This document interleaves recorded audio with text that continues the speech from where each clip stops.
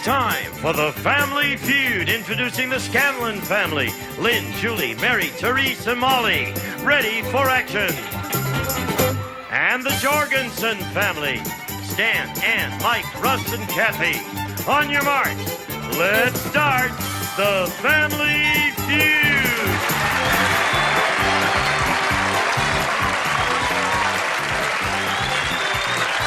With the star of Family Feud, Richard Dawson.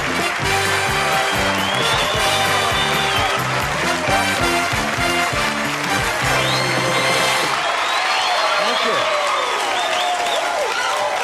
Thank you.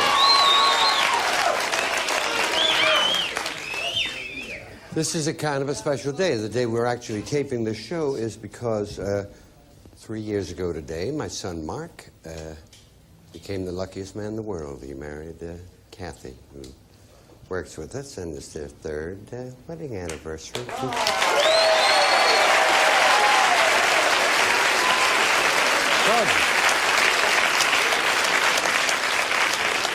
When they got married, in one of Rona's gossip magazines, it announced the wedding and then said, announced the marriage and said, Dad, don't rent out the room. Implying, honey, Rona lasted 5 weeks. So far, you've beaten her by 151 weeks. Congratulations. From the Twin Cities, Scanlon's right Albuquerque.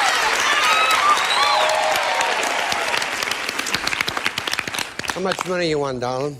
We won $8,532. Hard to say.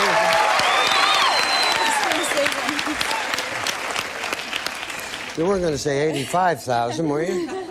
Usually adds on a little there. Let's meet everybody. Okay, I'd like to introduce my sisters. This is Julie. Hello, Julie. Mary. Hi, Richard. Hello, Mary. Therese. Hello. And Molly. Miss Molly, how you doing?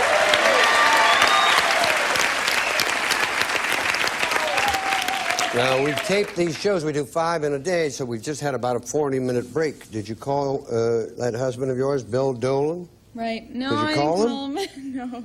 Where- He's going to die, but no, I haven't called him. Oh, he's going to die. I'm sorry to hear that. Well, of course, then you'll be a very wealthy single woman. And maybe you'd like to live out here. I could get into it, yeah. So could I, now I think it over. In San Diego, Jorgensen's right out. How are you, Sam? Hello, Richard. Nice to see you. Let me meet everybody, please. Okay, I'd like to introduce my cousin Ann Hello, Hi, Ann. Richard. and her husband Mike. Hi, Oh. Richard. My cousin-in-law Russ. Hello, Richard. And his wife, my cousin Kathy. Hi, Richard. Hey, 35. You live in San Diego or near it? Well, I live in Point Loma, and the rest of us here live in Scripps Ranch, which is kind of a suburb of San Diego. Now, which way? Would I get to that before I got into the city? Actually, it's east of the highway as you drive down. It's out towards going out towards Rancho Bernardo, Escondido. Yeah, I know area. that, yeah. Yes. What do you do, Stan? I'm an airline pilot Oh, for Western Airlines. yeah. I do that all the time. Yeah. Go to Hawaii. Usually the pilot from Western comes back and speaks to me. So if you take another drink, we'll throw you off. No, I don't drink. We're delighted you're here. Thank you. Wish you luck. Come on, let's pay the tune.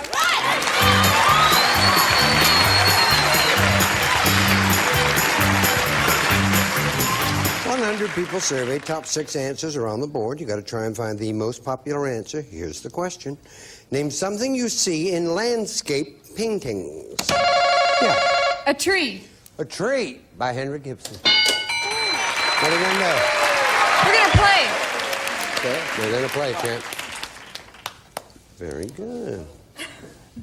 Miss Julie. Hi. How you doing? Good. A landscape painting. What would you see in one? How about mountains or hills? All right, that's like that. Good answer. Good answer. Gonna paint a mountain.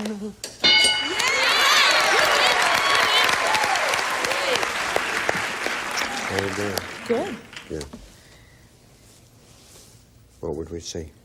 We would see probably lakes. Lake. Yeah. We'd like a lake, please, to go. Toy on lakes. I thought it was a goodie. Hi. Hi.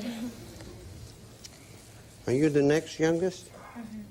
Miss Molly is the 15-year-old. How old are you? 18. 18. What would we see in a landscape painting?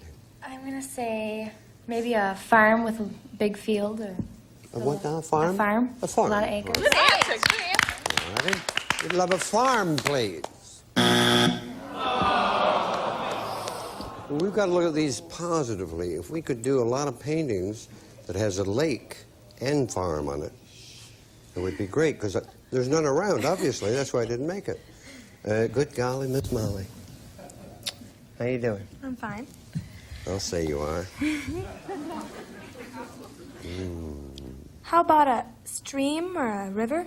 Okay. Good answer. Is there okay, and if not thirst sight, we'd like a river. No rivers. Stan, lower your flaps and give me an answer here. Flowers. Flowers, Richard. What about grassy flowers? That's where you're... Okay, shrubs, sir. Flowers, if it's there, $72 for you, Stan. If not, little Lynn gets it. Flower. Did you hear all those answers? They gave good answers. You weren't there. Yeah. Number 3. 4. 5. Yep. You said that, I think, Stan. I heard you say 6. But no nude ladies. Well, I'm not going to buy any of those, and we'll be back right after that. 2, nothing. Let's go.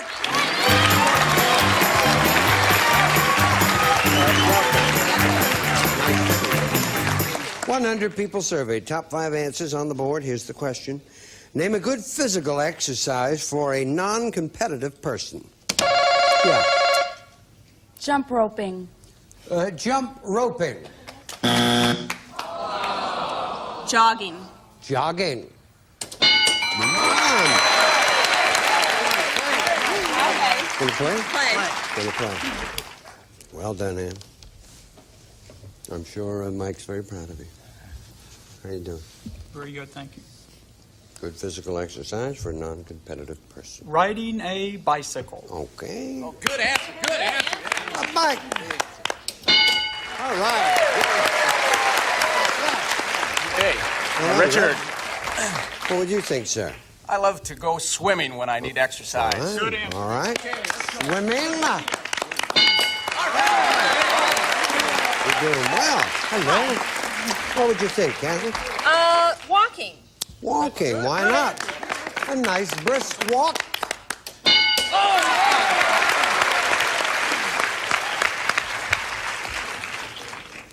You're in good shape here. Just one answer left. No strikes. Calisthenics, Richard. Calisthenics. Good physical exercise for a non-competitive person. How about aerobic dance? That's a good one. Good one. Aerobic dance. Anna, you're great. We're both on the board. We will turn. 92-72. Let's go.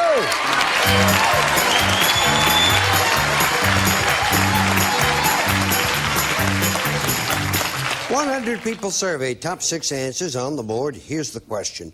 Name a sound that makes dogs start barking. Yes, sir. Whistle. A whistle. People. Sound of people talking. People talking. You got it? What are you going to Play. do? Listen. Sound that makes dogs start barking. Hi, Annie. What do you say? I'm going to say music. Yeah. Okay, good answer. Barry Manilow. Glenn Campbell is all the same. I howl like a dog when I hear him. Hi, Mo. Hi. What do you say? I'll say footsteps, people walking. Oh, yeah, yeah. Footsteps. Well, honey, that sounded like a goodie. It's not there. 2 strike. Got 5 answers unrevealed. A sound that makes dogs start barking. I'll say car. Cars are okay, if not 3rd strike. A car.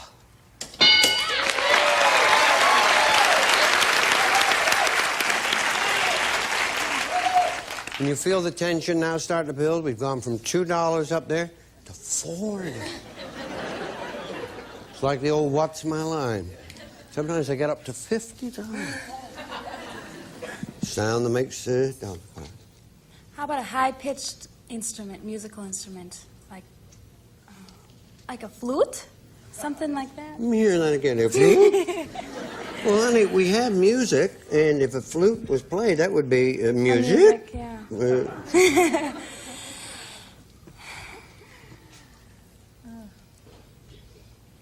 Strange noises. No. Good answer. Don't talk like a silly twerp. A good answer for strange I noise. know. Like a door closing. All right. All right. That's real strange. It gives me a Twilight Zone answer, and there's Molly saying, good answer. A door. Stan, I'm embarrassed to ask you to play for this amount of money, but what can we do? Sound. Dogs not barking. Give me an answer. Other dogs. Siren. Hey, buzzer win. I need an answer. Siren. Siren. They say you get the $4. If not, Lynn will get it. Siren.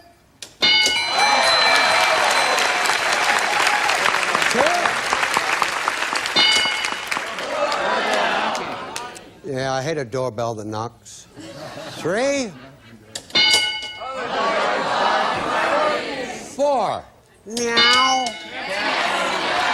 96, 72. Let's go.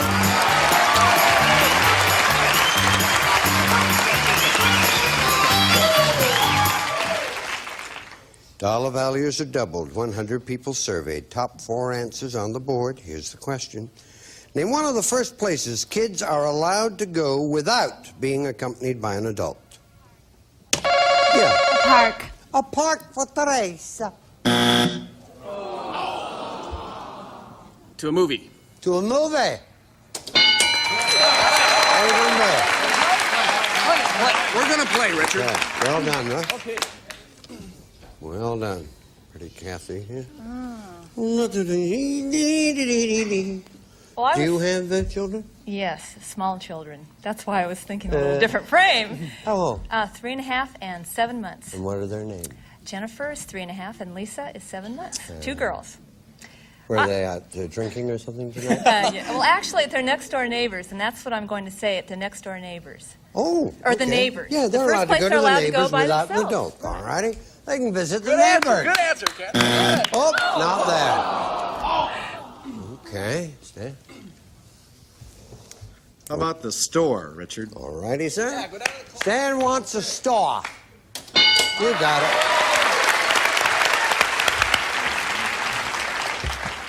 One of the first places kids are allowed to go without being accompanied by an adult. Only thing I can think of is playing out in the front. That's Alone. All righty. That's a good answer. Playing out in the front. Nope, not bad. Mike?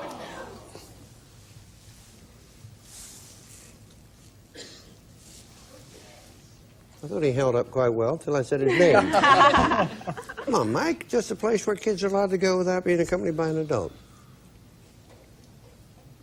3 seconds. School. Why not? I mean, Yeah, that's what I want. listen, if you just give me any answer, there's a chance it could be there if you don't talk to me at all. All righty. School's there, okay, and if not, 3rd strike. Skull! Always say something. Attaboy. You took my good one. I had that school down. Want to do school, the movie? Yeah, the movie, the school. Hmm. And the only thing I can think of is across the street. You know, when they finally get big enough, the mother says, okay, Well, the you can first cross. places kids are allowed to go, what you're saying, the other side of the street? Yeah. Although my parents let me go before I was old enough. We lost it. Didn't we have an outside answer? Oh, all righty, okay. Cross the street. If it's there, all right. And if not, Okay, come on, be there. third strike. You're allowed to go across the street. Not thou. 156. Give me the right answer, you get the money. Bathroom. I'm going to say the bathroom. Okay. If it's there, you get it. If not, Stan, you do the bathroom.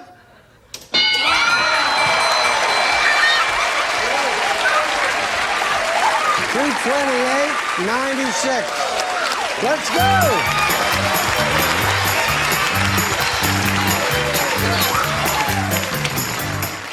Congratulations. Thank you. I thought it was the second dumbest answer I'd heard from that side, and it was the one. Really great answer. Dollar values are tripled. This will decide it. 100 people surveyed. Top 4 answers on the board. Here's the question. Name something you need to take with you when you go to a laundromat to wash clothes. Yeah. Money. Money. One answer will beat it. Soap. Detergent. Soap. You got it. What are you going to do? Okay, listen carefully. When I get to you, you got 3 seconds to answer. I'm only going to read. Russ, listen to me. I want you to know what it is, because I don't read it again. Name something you need to take with you when you go to a laundromat to wash clothes. Stan. A laundry bag. Okay, a laundry bag. And Clothes, dirty clothes. dirty clothes will make you the champs. Dirty clothes. But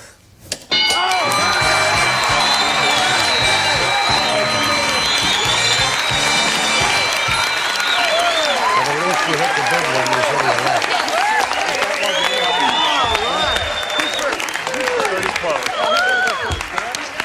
We have $228 up there, and as I just whispered then, I said at least they did win the big money before they left, because a couple of times they'd been up there and it didn't happen.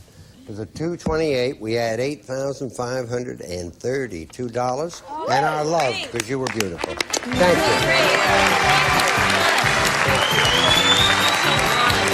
We'll miss all of you.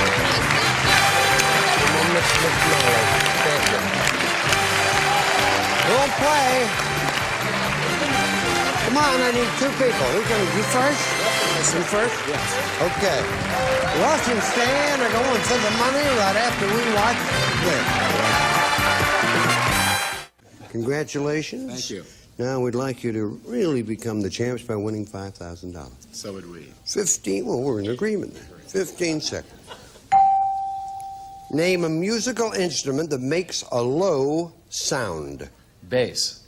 How long a headache lasts? An hour. A high school subject. Math. Your favorite part of a chicken. Leg. A national credit card. Master charge. Turn around.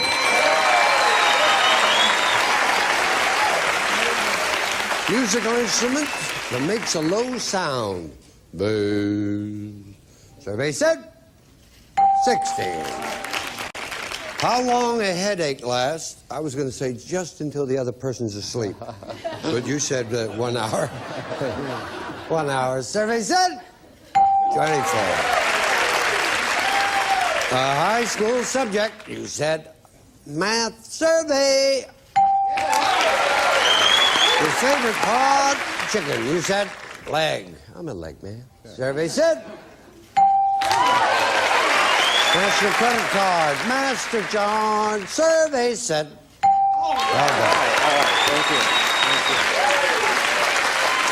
Here's a Russa.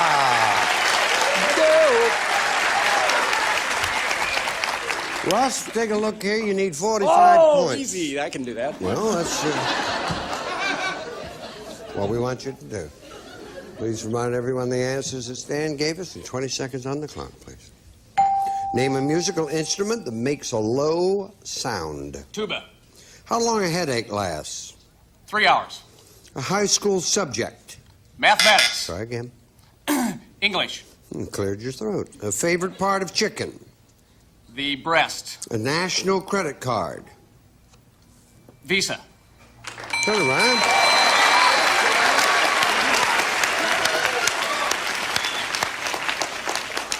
Musicals make a low sound, and you said a tuba. Number one answer. Oh, yeah. Survey said, How long a headache lasts? Number one answer was 2 hours. You said 3. If it's worth 9 points, you got $5,000. Survey said.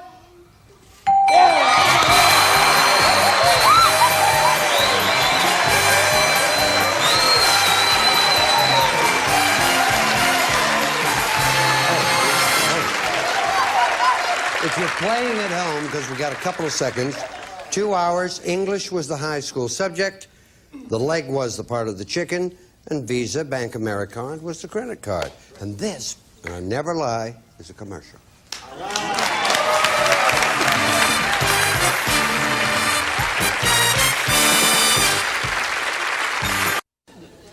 Ladies and gentlemen, one of the stars of General Hospital. We'll see you here on The Feud. Bye-bye. How you doing?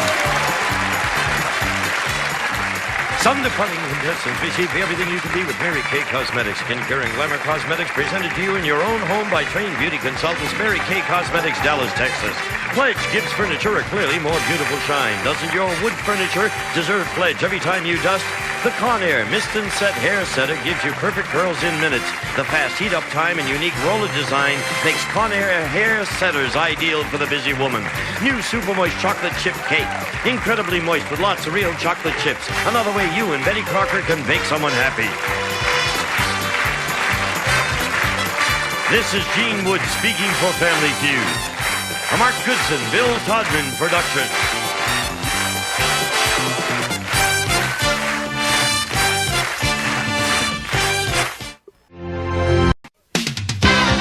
Behind these numbers is a puzzle. Can you solve it? Can plus D plus hiss. Candice. Berg plus in. Bergen. Candice Bergen. If you can do that, you could win one of these 8 fabulous cards as we play Classic Concentration. And here's the host of Concentration, Alex Trebek. Thank you, Gene. Good morning, ladies and gentlemen, and welcome again to Classic Concentration. On our last show, we crowned a brand new champion, and what did she do when she got to the winner's circle? She won a card, just like that. So today we have 2 newcomers. Let's go to the floor and greet them, shall we? I'm going to start with a lady on my right. She's a CC person. Her name is Carolyn Cox. Welcome, Carolyn. Nice to meet you, Oh, Alex. your hand's cold. I'll hold it and warm you up a little Yes, bit. hold Where are you it. from? I'm from Denver, Colorado. You were about to say cold hand, warm heart, right? Yes, I was. And what do you do in Denver, Colorado? Presently, I'm looking for a job. Really? Do you have any openings here, What did perhaps? you used to do when you were gainfully employed? I sold wine and liquor. Oh, yeah? Yes, it makes me feel bad after the drug man that was here. No, that's all right. Everything in moderation is fine, except for drugs, because you can't. It's tough to maintain any kind of control over that. Are you married? Yes, I'm married. Your Been husband married for with 6 you here? years. Yes, he's in the audience. Oh, so he wants to see you do well on the program. I hope so. All right, good luck to you. right, Let's meet your challenger, or your opponent, not your challenger, because you're not the champ. He's a newcomer also. His name is David Jaramillo. Close enough. What is it? We say Jaramillo in Spanish. Jaramillo? What do you mean you say Jaramillo in Spanish? You say Jaramillo in Spanish and Jaramillo in English. Caramillo means something else. That No, means Jaramillo. Jaramillo. What does it mean? I don't know. Oh. But you're Spanish? Yes. From? Well, from a long ancestry back in New Mexico, from many years ago in Spain, the 1500s. And where do you make your home now? I'm currently living in Loma Linda in California. Are you married? I'm married and have 4 children, and they live in Utah. I see. It's a modern situation. Well, I'm finishing out my residency here in Loma Linda, and I'll be through at the end of June. Residency in what? In podiatry. Have I got a problem? I'd like you to take a look at my foot. Okay. Yeah, can we do that during the commercial You bet, break? you Right bet. now, though, I know Commercial you're break. eager to get into the game, so I will direct your attention over here to one of the good prizes. The elegant CVP10 Clavinova keyboard from Yamaha offers 88 keys with piano-like touch plus 32 built-in voices and rhythms, performance memory, and rosewood finish, furnished by Yamaha. Alex. Obviously, a lot of music lovers in the audience. We'll show David and Carolyn where they can find that prize on our board, behind number 15, the electronic keyboard. Close that door. As you know, ladies and gentlemen, if you've been joining us so far this week, we are in a new format, 2 games out of 3 in each match, and for the first game, we reveal nothing of the puzzle. That's up to the players. David, you go first. I think I'd like to start with my lucky number 7.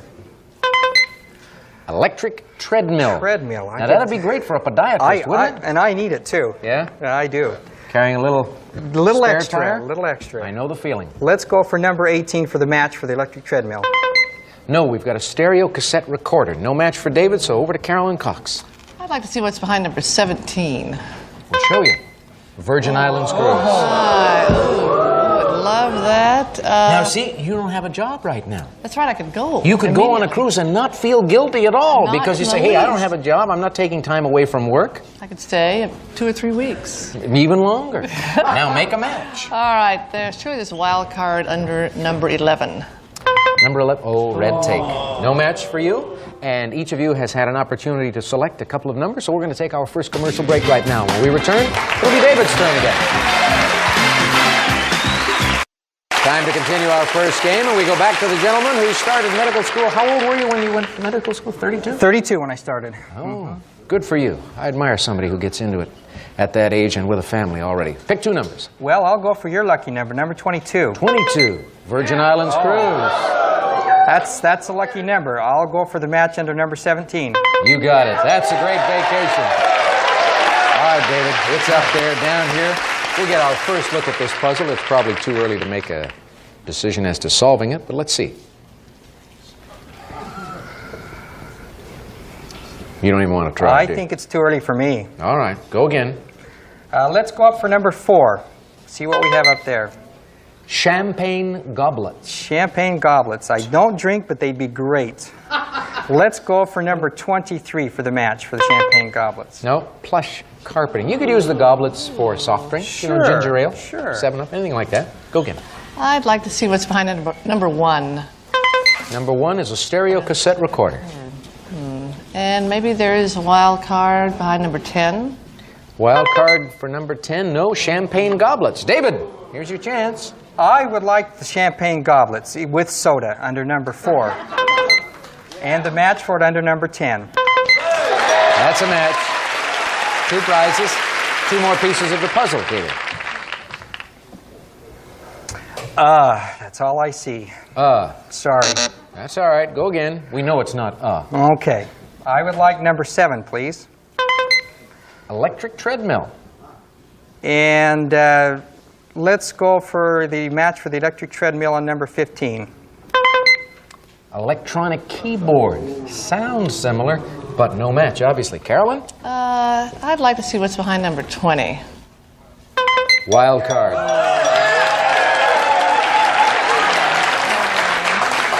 Now, Lucine, what are you thinking of? Think of that electronic keyboard. Electronic keyboard? All Number right. 15. Number 15? Yes. Okay, the natural match to that is at number 2. That gives you a prize on your side and a chance to look at the puzzle with 3 doors opening up.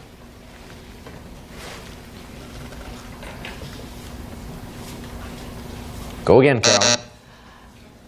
Number 16. Sounds good to me, and it's a wild card. All right, what are you going to do this time? I think I'll go right for the center, number 13. 13.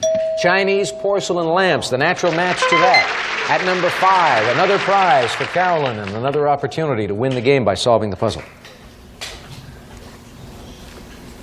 Go again. Number 18. Stereo cassette recorder. We've seen that. Yes. Is that behind number 14? Nope. That's a computer workstation. Our first look at that prize. David, over to you. I think I'd like the stereo cassette under number 1, please. There it is. And the match for the stereo under number 18. 18, that's a match. Natural. Good. With 3 prizes and another opportunity down here to win the game, David. You were fidgeting a little while ago. I thought you might have been onto it. No, not yet. All right, pick 2 more numbers. Let's go for number 21 in the corner, please. Computer. And I don't think we've seen that one, but I'll go for number 3, please, for the computer. Wild card. good. Just as good as a natural. In fact, we'll show you where the natural would have occurred. At number 8. Another prize for you. 3 more pieces. Can you do it?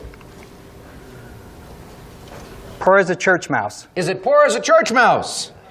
Well, yes, it is.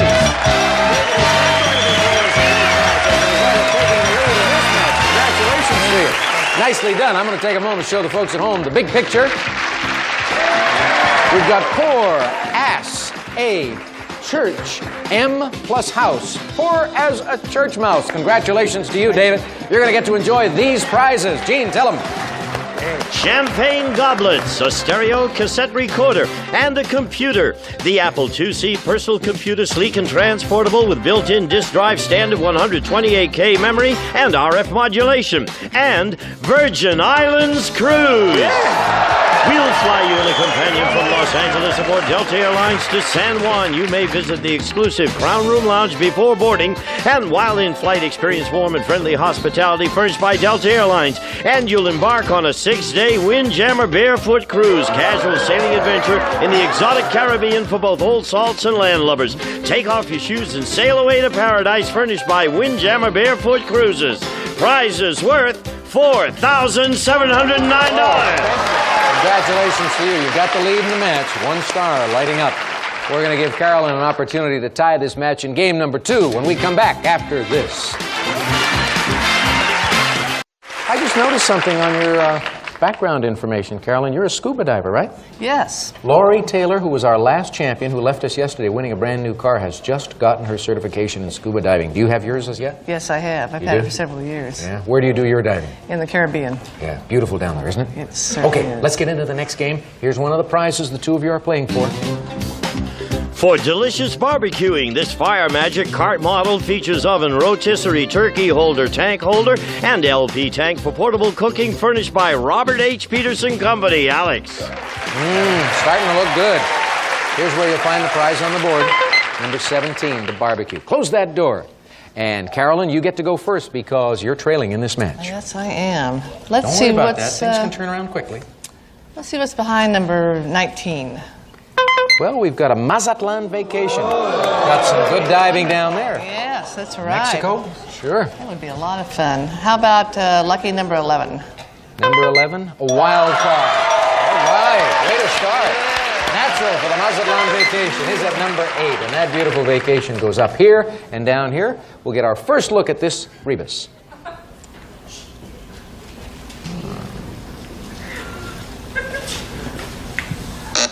Go again, Carolyn. Number 17. Barbecue. Well, we've seen that. Maybe the match is behind number 10. 10? No, whirlpool bath there. No matter how you mix it, you can't get it to match a barbecue. David, over to you. We get a break. How about let's look under number 3, please? You got it. Luggage. And let's go for a match or wild card under number 23. Wild card. good. Nicely done. Natural match to the luggage. 2 boxes up at number 13. The luggage is in place, and now 3 pieces of the puzzle in that center column.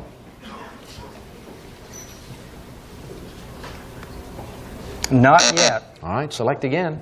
Let's go for the corner on the upper end, number 1, please. Whirlpool bath. And I think we saw that under number 10. Didn't you just see it there? Yes. Way to go, David. 2 in a row for you. That'll make you feel very good. You're leading in the match as well. Let's see what happens when we open these 2 doors.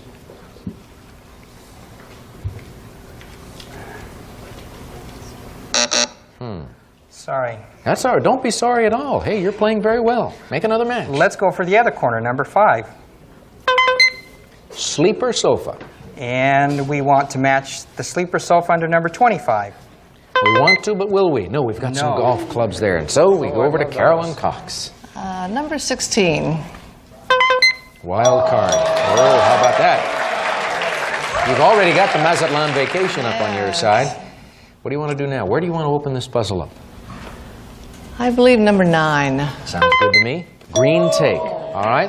The natural match to the green take is down there at number 18. So I'll give you the green take, Carolyn. He's got luggage and a whirlpool bath at the moment. Now, you don't have to take anything right now, but it's your option. You can select one of those prizes or wait. I think I'll wait. All right? Let's open 3 doors for Carolyn.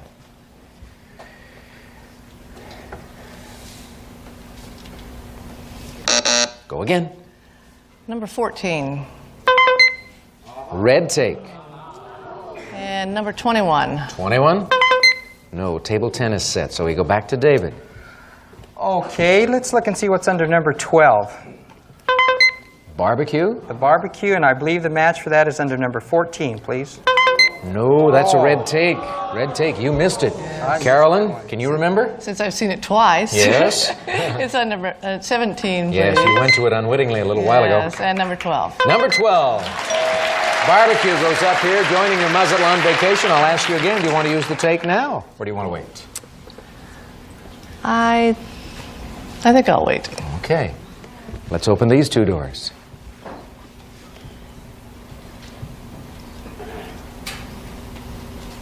Select again, please. Number 20. 20.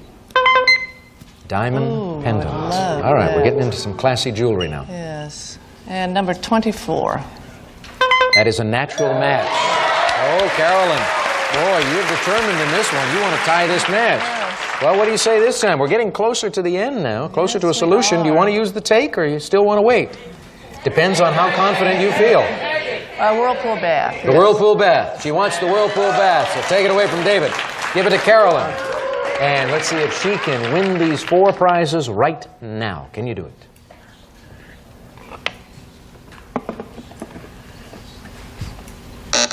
Select again. Number 2. 2. Sleeper sofa. And number 5.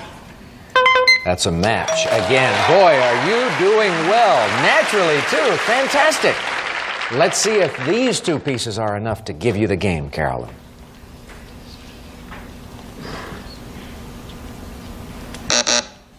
Oh, there's the bell. All right, get your hands close to the signaling buttons.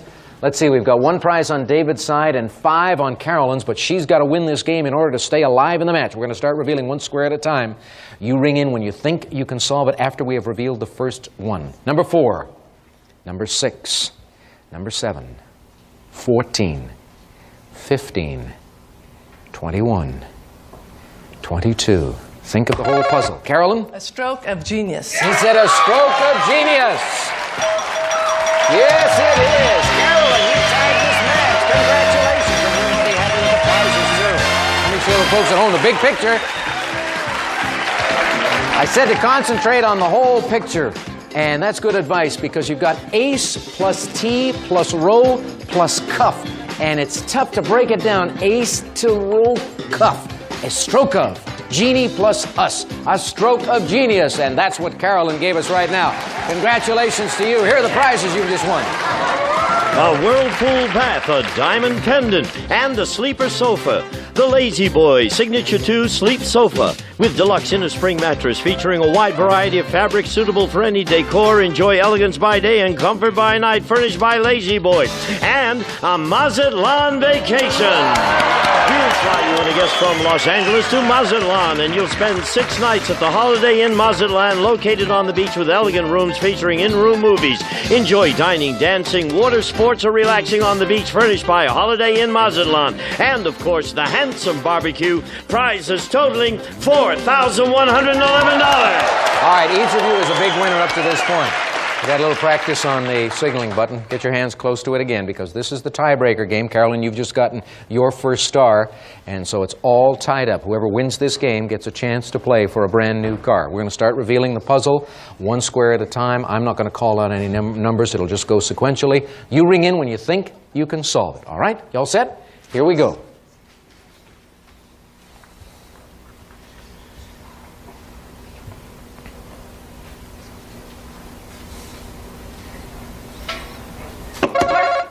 David's in first. Hard as a rock. Is it? Say it again. Hard as a rock. Is it hard as a rock? No, it is not. Carolyn, you get to look at the entire picture. Hard as nails. Is it hard as nails? Yes, it is. Gutsy move on your part, David. It didn't pay off. Let me show the big picture again. Heart as, and that's hard as, and then David just saw the hand and a little bit of the hammer. He didn't know whether the hammer was hitting rock or whatever, and he took a guess, and it didn't work out. Hard as nails. Come on down here, Carolyn. You're the new champion on concentration, and you're going to play for a brand new car. And David, I'm so happy that you're not going away empty-handed. You're going away with a Virgin Islands cruise, and you've got some other prizes, including the champagne goblets for the soda. That's right. $4,709 for you. Congratulations and goodbye. Carolyn, you're going into the winner's circle with me, but first we've got to take a commercial break. We'll pause. We'll be back. Carolyn, if you win the car, I'm going to stand aside because I just looked out in the audience and I see about 8 people standing next to a camera ready to rush out here and give you a hug if you win one of these cars. Which one's it going to be? How about this Ford Mustang LX? That's a pretty one. Then we've got the Mitsubishi Mirage as we move up, followed by the Pontiac Le Mans, the Jeep Cherokee wagon, that could be yours, the Chevrolet Cavalier, the Nissan Sentra, the Volkswagen Fox wagon, and finally the Subaru Justy. You all set to do this? All right. Here are the 15 numbered squares for you. Match 7 cars, and you get to keep the last car you match in the allowed time. And we're back to base, 35 seconds. Good luck, Carolyn. Off you go. 1-4. No match. 7-10. No match. 2-5. Nope. 8-11. No match. 3-10. Nope. 6-11. That's a match. 9-2. Nope. 1-9. Nope. 12-1. That's a match. 3-15. Nope. 9. You missed an early Mirage match there. That would have been possible, but hey, it's very tough first time out with 35 seconds. But I'll tell you what, you've got $4,111 in prizes. That's a good beginning. You're the champ. You're going into another match. I love these 2 games out of 3. We're going to take a commercial break. We'll be back right after we hear from Gene. Some of today's participants may receive the General Ray-Bans 50th Anniversary Commemorative Sunglasses, 24-karat gold finish plus new RB50 lenses for ultimate protection, furnished by Bosch & Lomb. We'll be back to Alex Trebek in just a moment. Hey, we've got to go. Hope you'll join us tomorrow as we wrap up the week on Classic Concentration.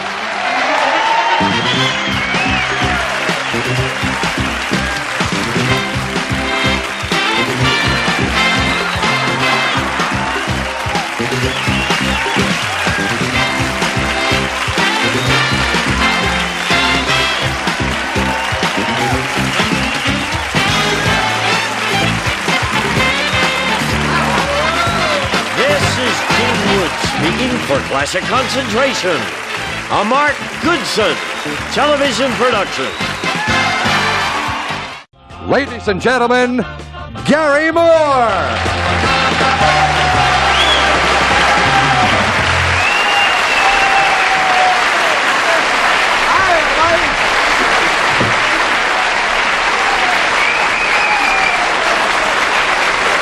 Good to see you all. Thank you, Bill Wendell, and welcome, friends, to another edition of To Tell the Truth. I have just made 2 delightful new friends. One of them's name is Linda Lawson, and the other one's name is Budweiser. And I guess you can figure out that the little girl is not named Budweiser. Little girl, what is your name? Did you say Linda Lawson? She can, but doesn't care to at the moment. Let's not put it too tight around his neck. Now, we're very, very happy to have both of these delightful young creatures with us, because if it were not for Budweiser, it might very possibly be that Linda wouldn't be here at all. Isn't that true, Linda? Yeah, that's what Linda said. That's absolutely true. And so Linda and I are going to try to say hello to the panel, and then we'll try to find out what this whole thing is all about, huh? Here we go, Linda. Bill Cullen.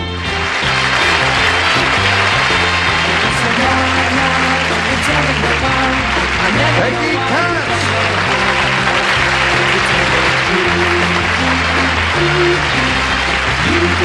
Joe Garagiola.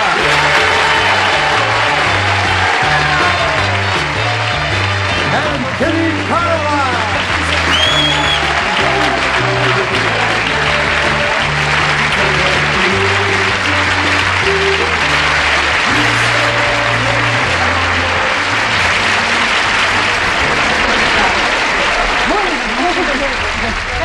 know the old story? I wouldn't send a night out on a dog like that, you know? That's some strong St. Bernard. Well, now, where am I?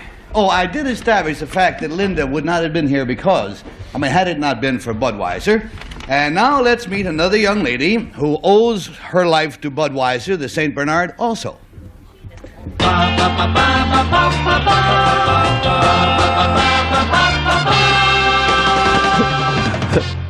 Number one, what is your name, please? My name is Joyce Henson. Number two. My name is Joyce Henson. Number three. My name is Joyce Henson. And this marks a first, for to tell the truth. We've never tried contestants this young before, but it's working out fine. All three of them are Joyce Henson. That's what they all say. Now, the real Joyce went through a very frightening experience. I'll read the story to you. It says, I, Joyce Henson, was pulled from a burning house by a wonderful St. Bernard dog. Here's what happened. 5 other kids and I were spending the night at our grandparents' house. We'd just been put to bed when I heard 2 loud explosions. Flames then shot across the bedroom.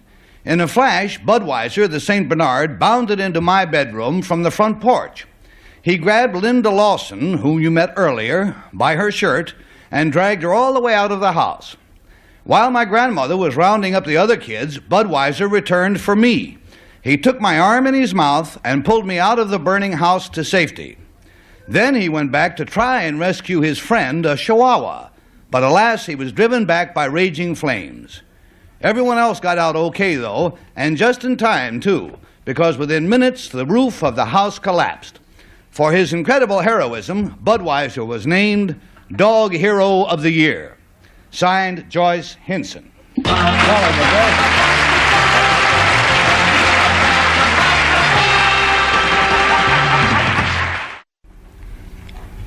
Excuse me, there's a little intramural flirting going on here. Now, we have across from us 3 darling young ladies, each claiming to be Joyce Henson, and she was saved from a fire in her house by a large St. Bernard named Budweiser. So, Joe Garagiola, you want to start with the young ladies? I'd love to. Number 3, who named him Budweiser? I did.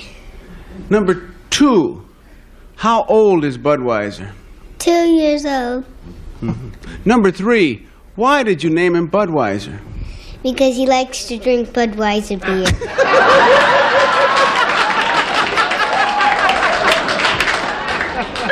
I tell you, the affluent society, they used to carry brandy. Now they're going around with Budweiser. Number 3, if he likes it, you must give him some reward. What does he do that you say, good doggy, and you give him a drink of Budweiser? Well, if I tell him to sit down, he sits. And then you give him a little snort? Gracious to Betsy. All right, that's a buzzer and takes us to Kitty. Well, I'd like to pursue that, Joe. Number 1, is that what your Budweiser does? Does he like beer? Yes, he does. Very much. And how did you find that out? Because we gave him some and he liked it very much. I see. Number 2, who does Budweiser belong to? My grandmama. Uh-huh. And number 1, after the Budweiser pulled, I guess it was Linda out of the room, were you confused? Were you waiting? Did you know what to do? Or why did you wait for Budweiser to come back? I waited because there were a lot of flames. I see. And they were big. Uh-huh. And you were frightened? I bet you were. Okay, it takes us down to Bill Cullen. Number 2, when Budweiser grabbed you by the arm to pull you out, did he grab you gently or did he give you a good nip in return? Yes. He dragged me by my arm and he didn't leave no mark. That's good. Number 3, how did you know, number 3, that Budweiser was again going to go back into the house to rescue the Chihuahua? Well, I didn't exactly know. I thought maybe he wouldn't come back in. And that's what gave you the idea. Yeah. Number 1, how many people did Budweiser rescue altogether? You and one other? And my cousin, Linda. And did he actually pull you both out of the... Oh, sorry, Bill. The buzzer takes us to Peggy. Thank you. Number 3, there were 5 other kids besides you there, right? Yeah. Were they all your age, or were some of them a lot older? Well, some of them were a little bit older and some were a lot older. Okay. Well, number one, what was it, a sleepover pajama party or something? No, we just went there to visit. Oh. Number two, where was this? Where did your grandmama live? In Johns Island. In where? Johns Island? Well, that must be the name of a town. Now, number two, will you... It better be.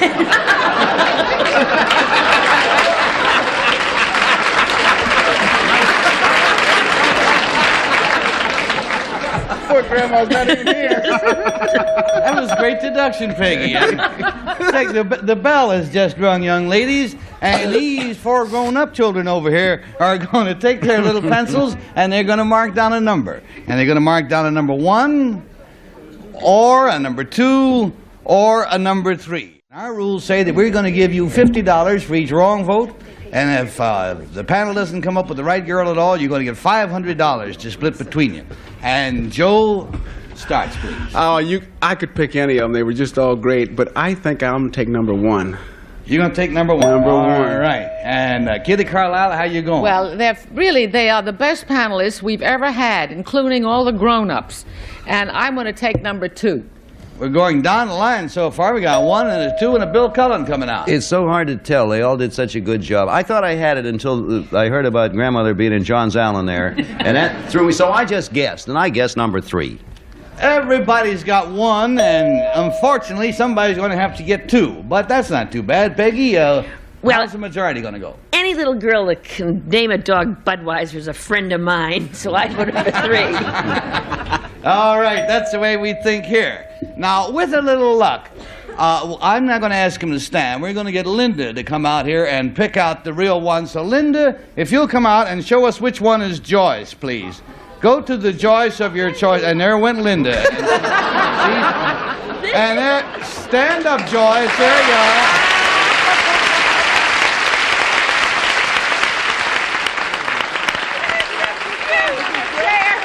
Now,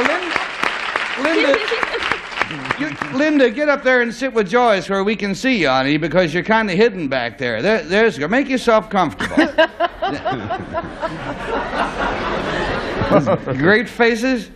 All right, now we know who Joyce is. Let's find out about your imposters, and you were very good. Number 1, what is your real name and what do you do? My name is Amy Galinas, and I go to Ann Hutchinson School in East Chester, New York. Nice to have you with us. Number 3, you got 2 votes. What is your real name? What do you do? My name is Rebecca Sotella, and I go to Crowell School in New Jersey.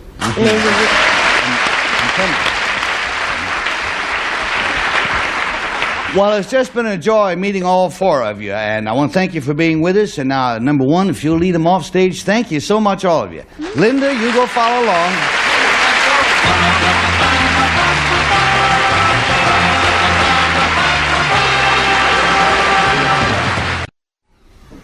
Now let's meet a man who kicked a habit.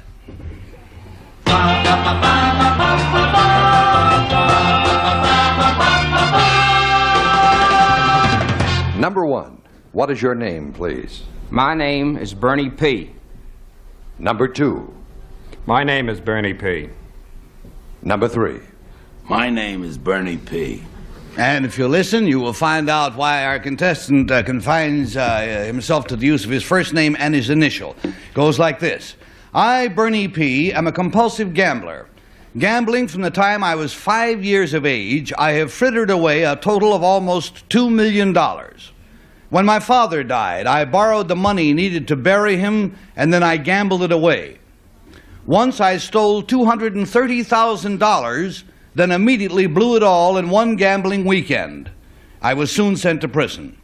After my release, a friend persuaded me to join the organization known as Gamblers Anonymous. Similar to Alcoholics Anonymous, the strength of this organization is that each member tries to help the other resist his compulsion. Since I prefer to remain anonymous, in my account of my gambling life, titled Compulsive Gambler, I reveal only my first name and last initial. Signed, Bernie P.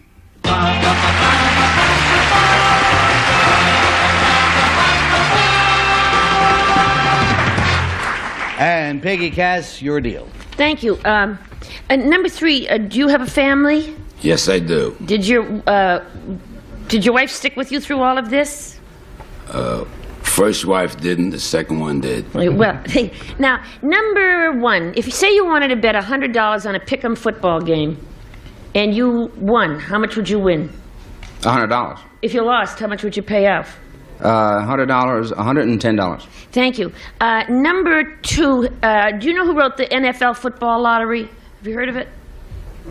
I don't recall the name. Thank you. Number 3, what's the payoff on any crap coming out?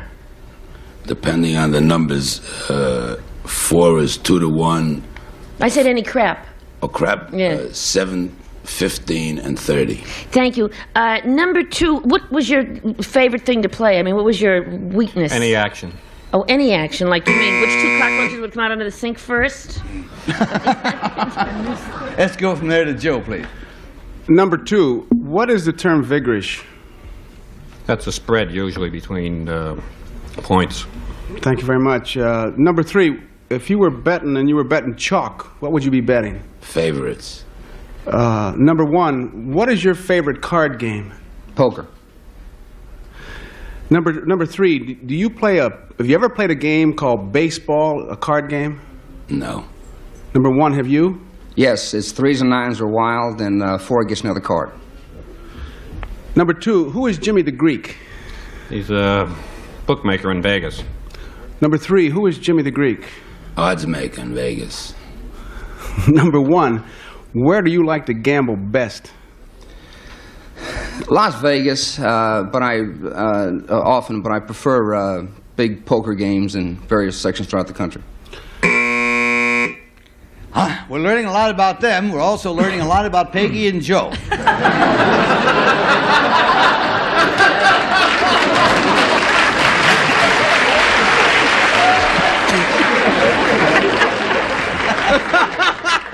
Let's go on, please, to Kitty Carlisle. Well, I was about to say I'm not that au courant when it comes to the gambling, but I would like to know psychologically what's behind this. Number 1, what is the suicide rate among gamblers? I really don't know that. Number 2, do you? It depends if you pay off your bets.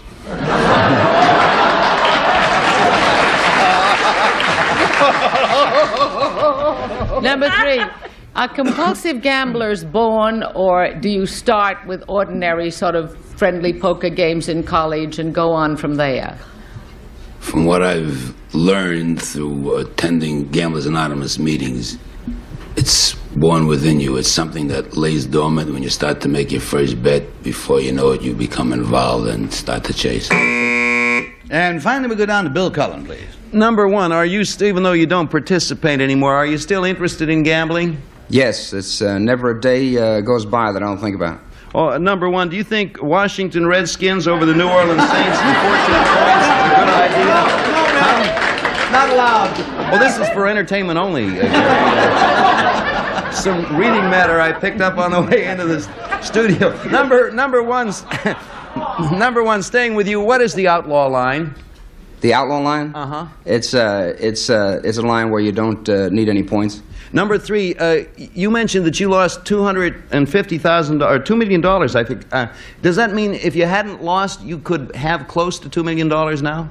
Well, if I kept the money that I stole, begged, and borrowed, I would have that amount of money. And number 2, you mentioned you lost $230,000 in one gambling weekend. What did you play in for what stakes, number 2, when you lost that? Everything. We were playing the crap tables, the roulette wheels. If I go number 2 to... I'm sorry, you're going to have to go to the ballot, Bill, along with the rest of the panel, and make your mind who you think is the compulsive gambler. Is it number 1, or is it number 2, or is it number 3? Peggy seems to think that she knows, and she's marked her ballot. Would like to see it, Peg. Well, vigorish isn't what 2 said, and 3 was right on chalk. And I'd never heard of the outlaw line, so I didn't know what to do about that. So I voted for 3. Besides, he talks right. We've got a 3 showing, and how are you going to go, Joe? Right. I laid off 2 because of the vigorous line, and number 1, I laid off him because no real gambler would play the game of baseball. I mean, you know, with 4s and 9s and all that. And number 3, he knew what chalk was, and he also said foist. Also said what? Foist. Foist? Yeah. It's just the way he talks. Foist, yeah. I just, all right, I just got it. You know. I'm sorry, Joe. Yeah. And Kitty. I know some very cultivated gamblers. Oh, yeah? Yeah. Those are the guys that are in the suicide rate. They've been cultivated. Well, I don't know anything about anything. I just voted for number 2. Why are you fellas all wearing dark glasses? We don't want to be recognized. Part of the anonymity. We have a 2 and a pair of 3s, and we're going down to Bill Cullen. I don't know what's wrong with a gambler playing a game of baseball. That's fun. 4s are a free card, and you buy in on a 3, and no? It's too weird. I voted for number 1 anyhow. I don't know. Old Maids is good. Well, it's spread all over the place here, which surprises me. The votes are in. Will the real Bernie P. please stand up? Hey! We know our people, and our people know us. Thank you, Bernie. Be back to you in a minute. Very good job, gentlemen. Number 1, what is your real name? What do you do? My name is Neil Broderick. I work for Swift Textiles here in New York City. We sell blue denim to the jeans industry. Hey, good. Number 2, tell us what your real name is and what you My do. name is Lester Denoff. I'm Executive Vice President of the Solomon Organization, a New York public relations firm.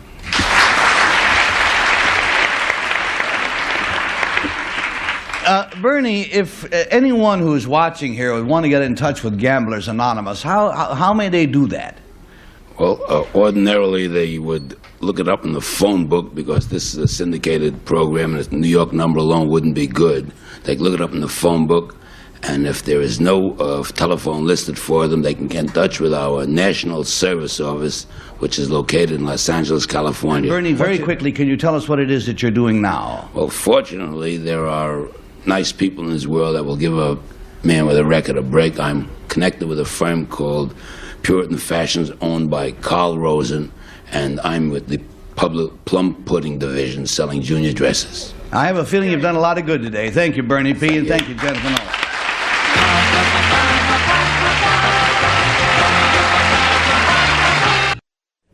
all. Sorry to say goodbye so fast, but I got to go see a little girl about a dog.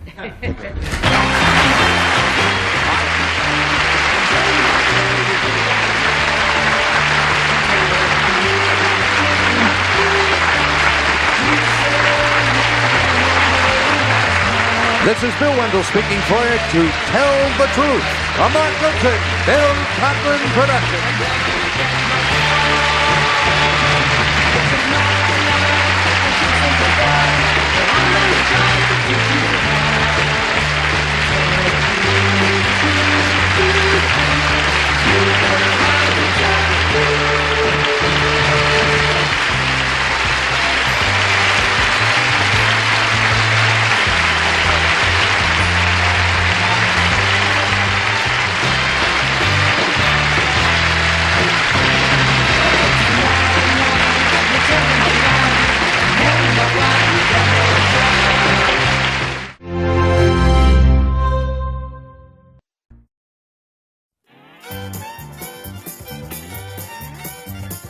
It's time for the Family Feud, introducing the Schiffer family. Anna, Roy, Tammy, Tim, and Donna, ready for action. And the Bex family. Audrey, Norman, Wendy, Dawn, and Steve. On your marks, let's start the Family Feud. With the star of Family Feud, Richard Dawson.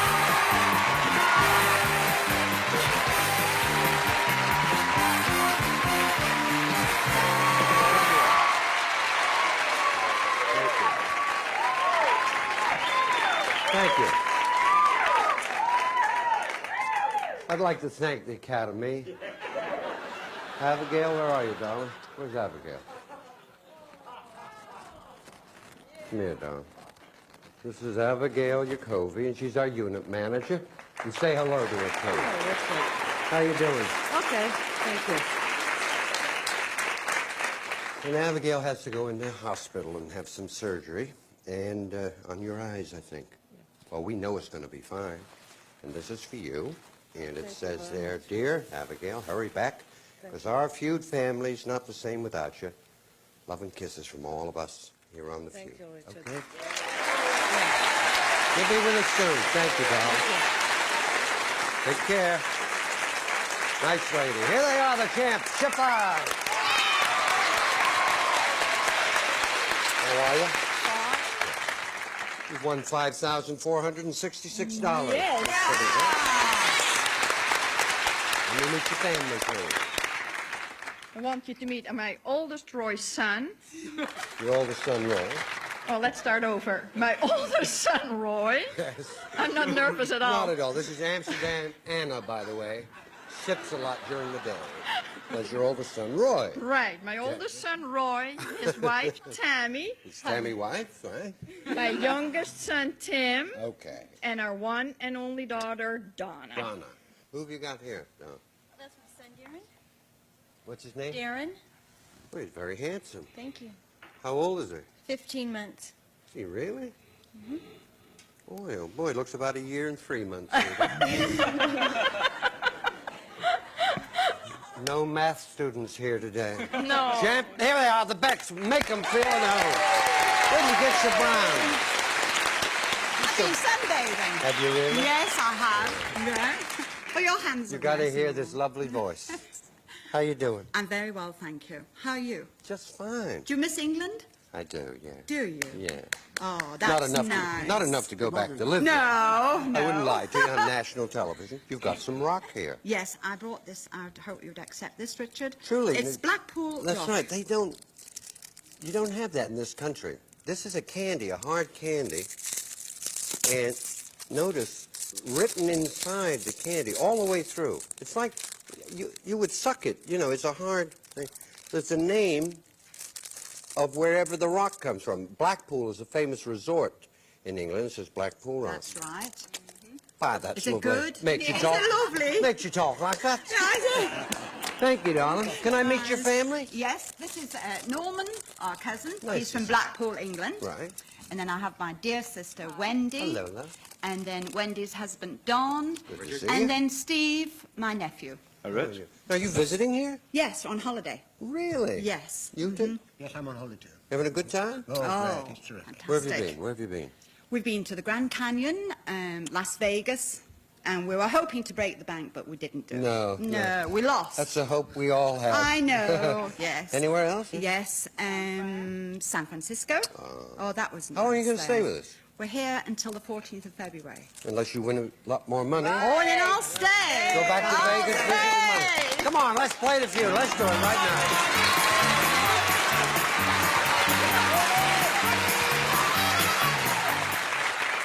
Now, of course, Audrey doesn't know that we tape these shows ahead, and we've already celebrated the 14th of February a couple of weeks ago. Boy, did we have a good time.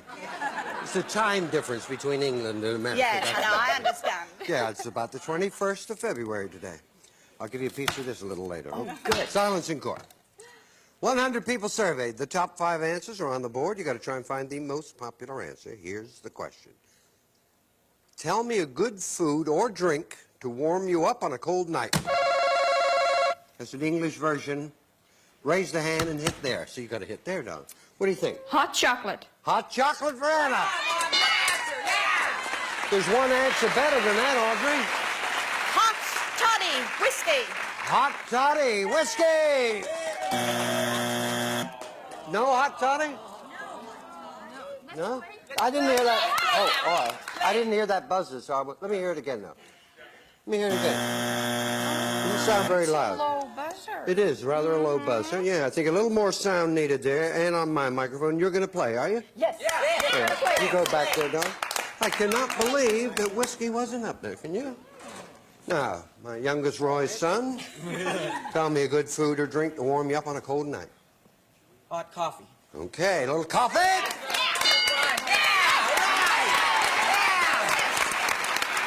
Gorgeous, baby. What do you think? Was that hot or cold drink? A good food or drink to warm you up on a cold night. How about some brandy? Okay. Yeah, good answer. Brandy? Oh! First strike, 3 of those, they get a chance to steal. Come on, Tim. All right, if coffee's up there, should be tea, too. Yeah!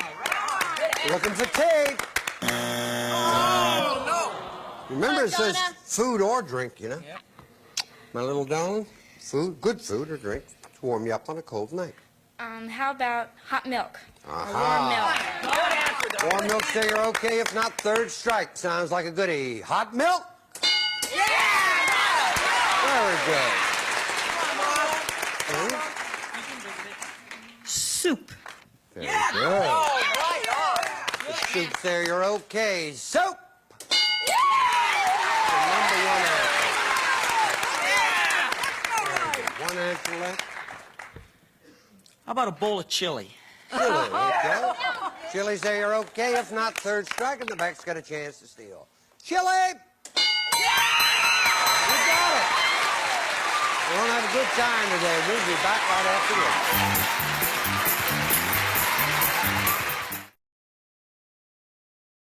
Testing, testing. $92 there. Nothing there. Come on, Norman. Good luck to you. Now you know what to do. Don't raise it and hit that. Hit that when you got an idea. I'll do my best. Okay. 100 people surveyed. Top 5 answers are on the board. Here's the question.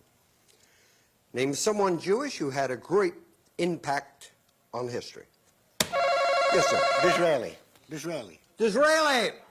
English answer. Yeah. Mussolini. Mussolini. Excuse me, just a second. Wendy, who do you think? Someone... Einstein. Pardon? Einstein. Einstein. Very good. Darling, 3 answers will beat it. Someone Jewish who had a great impact. Mussolini. Great impact on history. 3 seconds, huh? Now, you're going to play, you're going to pass. Talk it over. Play. Play, yeah. Play. Right. We're going to play. We'll play. We decided we'll play. They're going to play. I forgot. How you doing? I'm fine. Good to have you here. Oh, I love to be here. You can have my kiss, too. Yeah, all right. Well, I'll have him. Okay. Thank you. Someone Jewish who had a great impact on history. Moses. Moses! Okay. Hi, Richard. How you doing? Oh, I'm doing great. What do you think? Well, let me think. How about Begin? Pardon? Begin. B-E-G-I-N. Oh, Begin. Begin. All right, fine. Take a look. Hey, that's good. Begin! Oh, he's a goodie. He just didn't make it there. First strike. Audrey? Yes, I am trying to think here. Let me see. I'll probably make a big fool of myself for what I'm going to say. Tell me what you're... 3 wise men. Okay. 3 wise men. Second strike. Yeah. Well, the only one I can think of is the Lord, Jesus. All right. Yeah, that's a good. I was thinking about that. Jesus.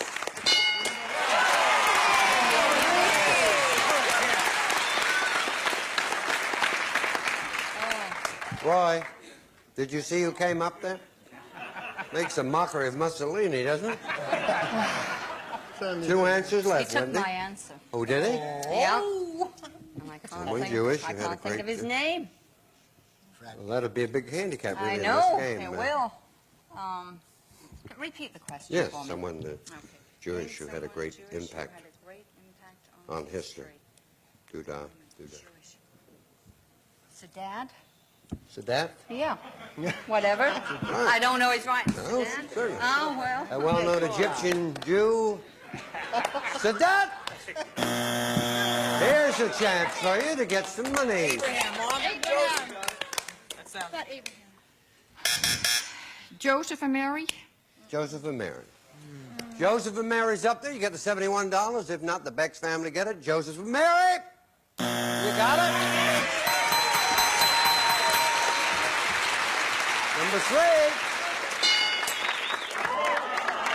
Prime Minister of Israel, Golda Meir. Number 5. Henry Kissinger. I'm surprised to see Georgie Jessel. He's not up there. But we will return right after this.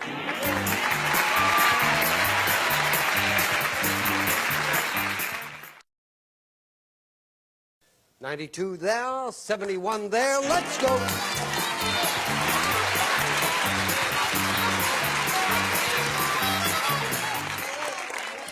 Dollar values are doubled. Remember, the first family to get 300 points will play for $5,000. 100 people surveyed. The top 7 answers are on the board. Here's the question. Name a kind of fish you would be shocked to find on your dinner plate.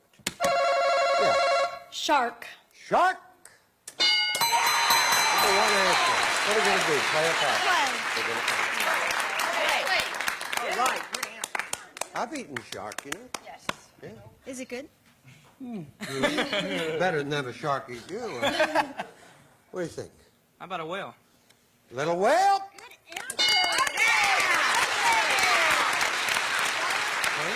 How about squid? Yeah. Don't like squid? No, I've tasted it. Little squiddaroonie! Not there. First strike.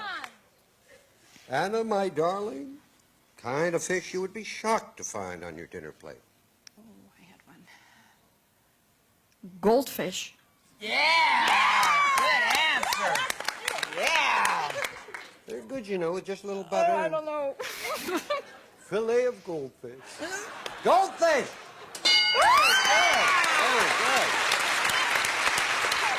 Oh, my answer. Mussolini fish. Yep. How about an eel? Okay, let's take a look. Any of our 100 people say eel.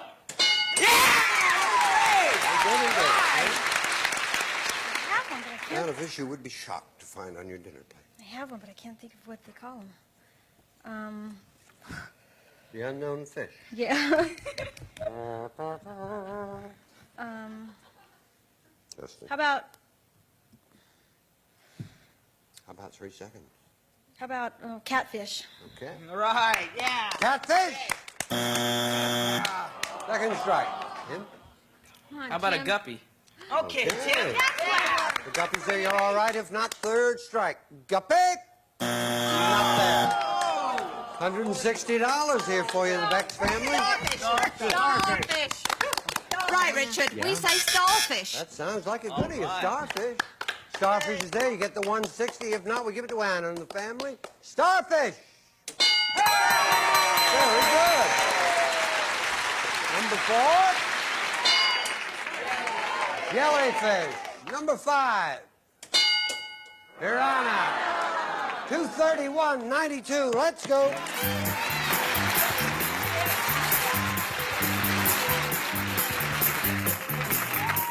Dollar value still doubled. 100 people surveyed. The top 4 answers are on the board. Here's the question. Name a song from The Wizard of Oz. Yeah. What was the name? Yep. Somewhere Over the Rainbow. That was it. Somewhere Over the Rainbow. Can we play? Sure. No messing around here. He makes his mind up. Song from The Wizard of Oz, sir. How about Follow the Yellow Brick Road? Let's follow the Yellow Brick Road. Audrey? How about I love to meet the wizard, the wonderful Wizard of Oz. All right. We'd love to meet the wizard. One more, you got it all. You'll play for $5,000. I didn't hear the question. A song from The Wizard of Oz. Nobody lies. Somewhere like Over you. the Rainbow. He's up there. Look. Oh, I beg your pardon. Yeah. Something where it was. 3 seconds. The Heart of the Lion. I don't know the word for it. Yeah. Okay. First strike. So the Scarecrow song. The Scarecrow song. I will try. All right. Good. If it's there, you got it all. Scarecrow song. Don? Song from The Wizard of Oz. 3 seconds. Here's a chance for you. If you got it, you'll play for the big money. Song of the Cowardly Lion. That's all we can come up with. Song of the Cowardly Lion. Song of the Cowardly Lion. Very similar to Song of the Scarecrow. Song of the Cowardly Lion's up there. Hit 192. If not, you are the champs. Song of the Cowardly Lion.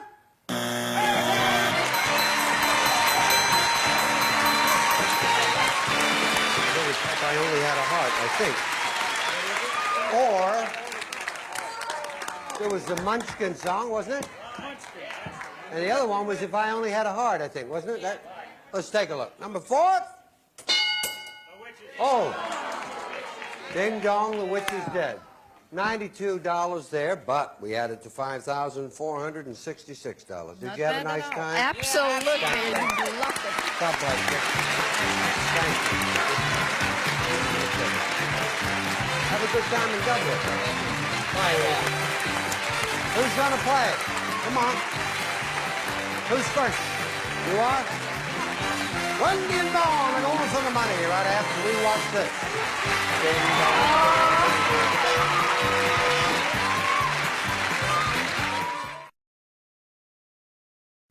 Ready? Yeah. Okay, Don, your husband's off stage, can't hear us, earphones on. Surprise him, let's get a nice big score going, okay? 15 seconds, please. The time will start when I finish reading the very first question. Name some news that a couple might have to break to their friends and relatives. Birth of a baby. Something little kids take on sleepovers. Pajamas. How much life insurance a man should have. 50,000. A flower in a bride's bouquet. Carnation. Something men keep in suit jackets.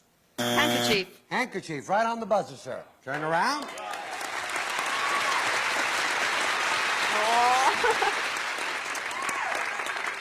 Some news. A couple might have to break to their friends and relatives. You said, "Hey, my baby." Survey said, 44. Something little kids take on sleepovers. You said Valium? No. Oh, pajamas, yes. Survey said, 34. How much life insurance a man should have? You said 50,000. Survey said, 26. 24. Flower in a bride's bouquet, and you said?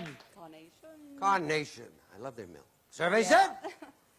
21. 125. Something men keep in suit jackets, and you said a handkerchief. Survey said? Fantastic.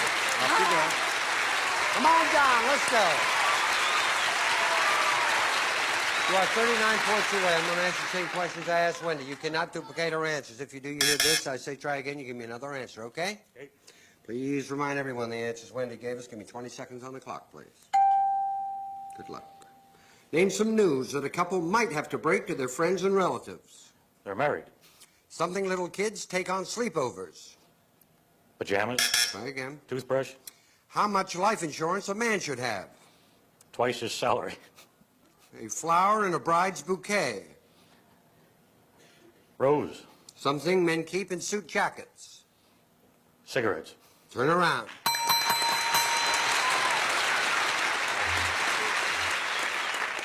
What is some news that a couple might have to break to their friends and relatives? You said they are married. You need 39 points, that's all. Survey said 50. A baby was number 1. You need 24 points. Something little kids take on sleepovers. You said? Toothbrush. Survey said? 14. Number 1 answer was a toy or a stuffed animal. You need 10 points. How much life insurance a man should have? Gave me a cute answer here. Twice his salary. That's what my boss told me. Exactly. Yeah, that's why he's the boss and you're working for him now. Survey said? 0. 50,000 was the number 1 answer, Angel. And then a flower in a bride's bouquet. This is where you redeemed yourself. You said? Rose. All you need is 10 points for the big, big money. $5,000 is yours. Survey said?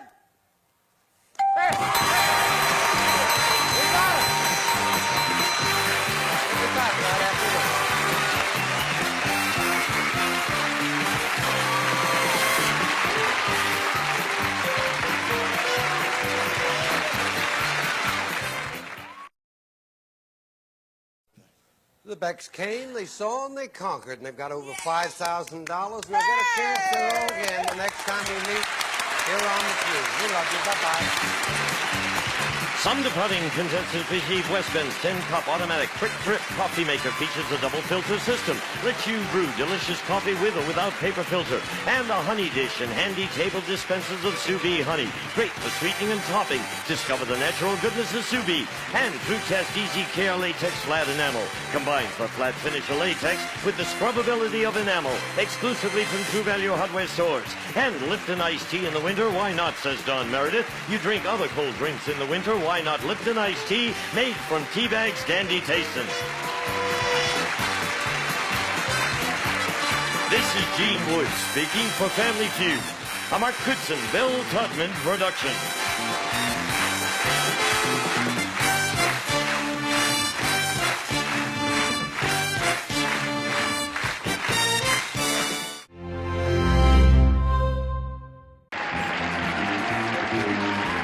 Everyone in this arena has a money stake in one of our famous couples as we play the game of celebrity gossip, Tattletales.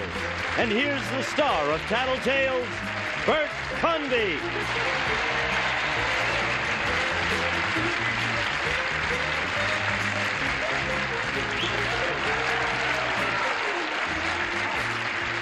Hello, everybody. Thank you so much, and welcome to Tattletales, and thank you. That was lovely. In fact, would you hold this a minute? I'll be... We're going to have some fun today, I promise you that. We're beginning a new sequence of shows with 3 celebrity couples. They've all been here before, so they know what to do, and they do it in a terrific way. You're going to find that out. Winning money today for the blue section, there they are. Oh, it's so good to have you both back. Mr. Scory Mitchell and his beautiful wife, Claire. Thank you.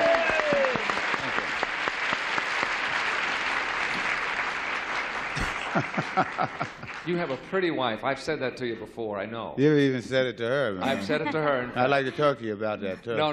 So it's perfectly all right as long as I keep my distance. Claire, how are you? I'm fine. Yeah, I know. Nice to be back. Winning money today for the banana section. There he is, Barney Miller himself. Hal Linden and his wife, Fran. Right on.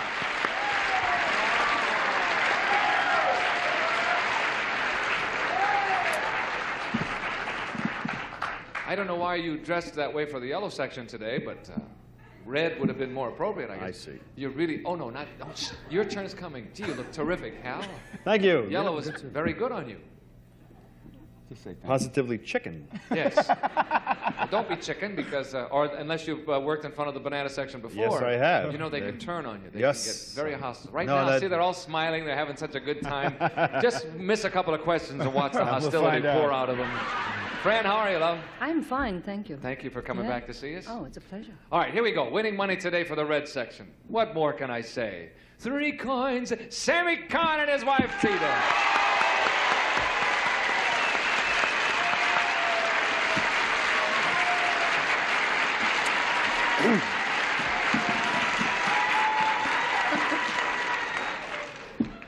You have full control of the red section. I can see that already. Well, I must tell you that I thought you were going to say Tita and the beautiful Sammy Kahn today. Yes. Well, I should have, shouldn't I? I should check with you before I come out. Let's try it one more time. All right, here is Tita and the beautiful Sammy Kahn.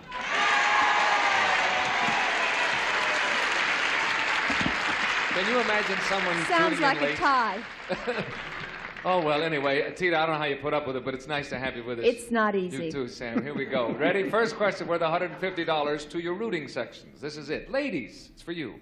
Which kiss is more vivid in your memory? Your very first romantic kiss ever, or your first kiss with your husband? Think it over. Understand? Off you go, ladies. Goodbye. This first question is designed as our prerequisite. It's called our divorce question, and we'll start with you, Scoy. What do you think Claire will say? Well, I think, as you know, Bert, I've been on this show before, and I declared then that I knew nothing about my wife's past. And proved it, too. Yeah. I know very little about her present. How do you fix for her future? She's in bad shape right now, depending on her answer. I think that More vivid is the word I said now. in her mind. More vivid in her memory, not Vivid. Oh, she's old. She forgot that. Oh. Oh, she's Yeah, gonna love it's the kiss with me. It is Oh. the very first kiss with your husband. Have you ever kissed me, Bert? Not lately, no. You would remember that. You would remember. I'm sure I would. I have a feeling I'd never forget it, as a matter of fact. I could wake up at night screaming, as a matter of fact. You'll say the very first kiss with you. Here she comes. Claire, which kiss is more vivid in your memory? Your very first romantic kiss ever, or your very first kiss with, what's his name out here? With what's his name? That's the one. You got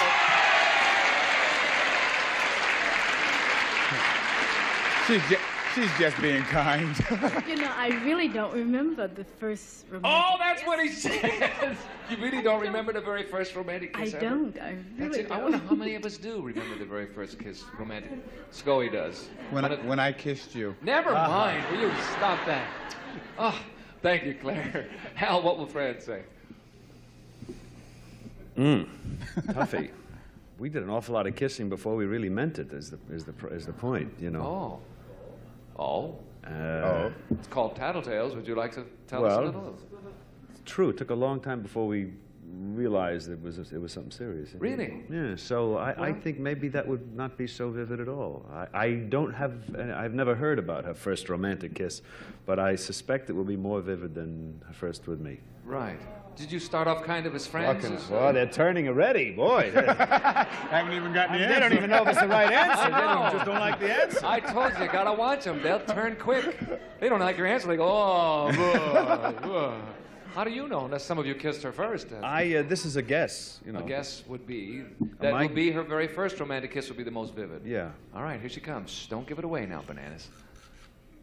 Fran, which kiss is more vivid in your memory? Your very first romantic kiss ever, or your very first kiss with Hal?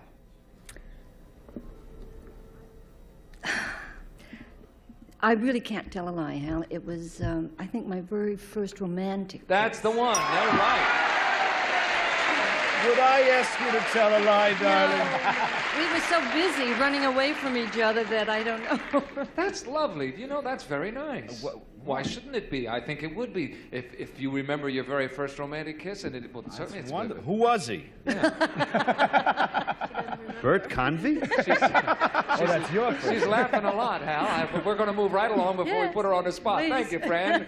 All right, Sammy, what will Tita say? Well, I must tell you that I am absolutely egomaniacal about my kissing. Yes. Having written a song like Kiss Me Once and Kiss Me Twice. And kiss me once again. It's been a long... Yeah, it's been a... But... Yeah, the next line, it's been a long, long time.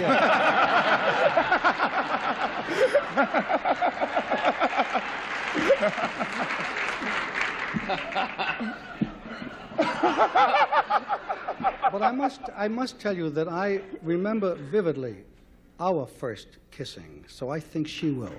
She remembered her first kiss with you. You want to tell us about it? Where were you? We were driving in a cab. Yeah. Splitting it, of course. Yeah. And I told her that if she wanted to kiss me, she had to come on soft. I have a rule about that. Yeah, what is that If rule? a lady kisses me, she has to kiss me soft or shake my hand. Oh, I'm getting warm. Don't give me those thin lips. I hate thin lips. Right. So... And heavy teeth, hard teeth. So she did, eh? And she shook me up a bit. yes, she gave you. She planned a I good should one. have realized then what her plan was. Yeah. Had you been a little more aware. Had I been a little more wild, I got out of that cab while it was moving. Here she comes now. It's the one with you. Which kiss is more vivid in your memory, Tita? Would you say your very first romantic kiss ever, or your very first kiss with Sammy? You know, there's a way out of this to say that it's one and the same. But I do remember very vividly the first kiss with Sammy. That's it. You got it. I didn't think so for a minute, but you got it. You all got it. We're spinning three ways. Bert, do you know how he got that kiss? What was that, Tina? Do you know how he got that kiss? How did he get that kiss? We were in a taxi cab, and he said, "I bet you have the hardest lips. You must be the worst kisser." He said, What a all tacky New- premise, he I said, tell you. all New York fashion women, all they think about is hair and nails and clothes. You must be the worst kisser. Naturally. He took the challenge. Exactly. What a terrific idea. I'm going to try that. But not for a long time. Not with SCOE. All right, now listen. No, that's for sure.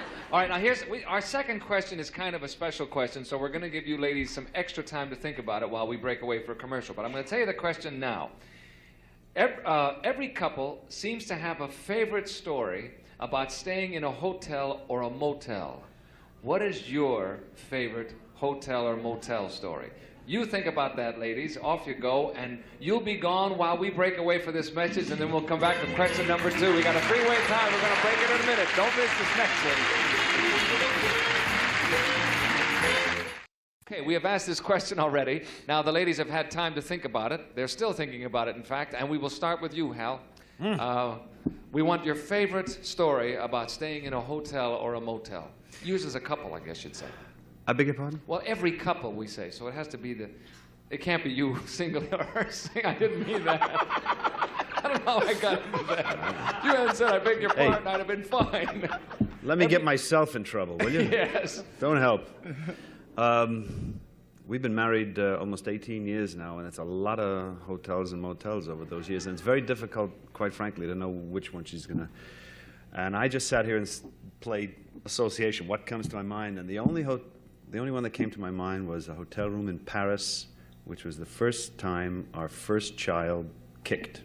Franny was about 5 months pregnant, and it was the first time. It was a real Parisian hotel room, the top of a Paris hotel, and you looked out over the... It was as romantic as you could get. Oh. And that was the first time our first baby kicked. That's certainly a memorable story. That's as much as a... Even if he gets it wrong, you gotta like him. That's true. If you're trying to butter up the bananas, you're doing a good job, I'll tell you. All right, it'll be the story in Paris. Here she comes. I never heard of buttering up a banana. What a terrible... You fry them, that would be good. Yes, fried is good. Fran, Yes. Do you and Hal have a favorite hotel or motel story that you'd care to tell us about? We stayed in so many hotels and motels throughout our years that I was hard-pressed to come up with one, but there's one that I think we've told about so often, and that was a number of years ago, we went to England with 2 of our children, and it was the Berkeley Hotel, and we had a suite, and the first thing that happened was one of our children came back and said, "My God, the bathroom looks like a submarine," and it was just that, and we have told about how fantastic that bathroom was. No, that's not the story that Hal told us. No, that was a good hotel, too, though. Yes, that's a good story. That was the one that would... You know what Hal told us? Hal told us about your baby kicking in that hotel in Paris. Do you remember that? Oh, that's a lovely one. Yeah, that's a nice one, too. Yeah. But let's get back to that submarine in the bathroom. I remember that. I'm sorry, Fran, that's not the one. Sammy, what will Tita say? Well, she's never complained of anything kicking inside of her, so I can't go to that. But I have a bathroom story. Oh, wonderful. Recently, very recently, we were in New Orleans. And Tita had picked out this marvelous, marvelous new little hotel with duplex suites and everything just incredibly lush and posh and everything I could do without. It cost you $20 to walk over the threshold for openers. And so this very, very lovely suite. And all I can tell you, we moved out after 2 days because the plumbing backed up over the whole suite.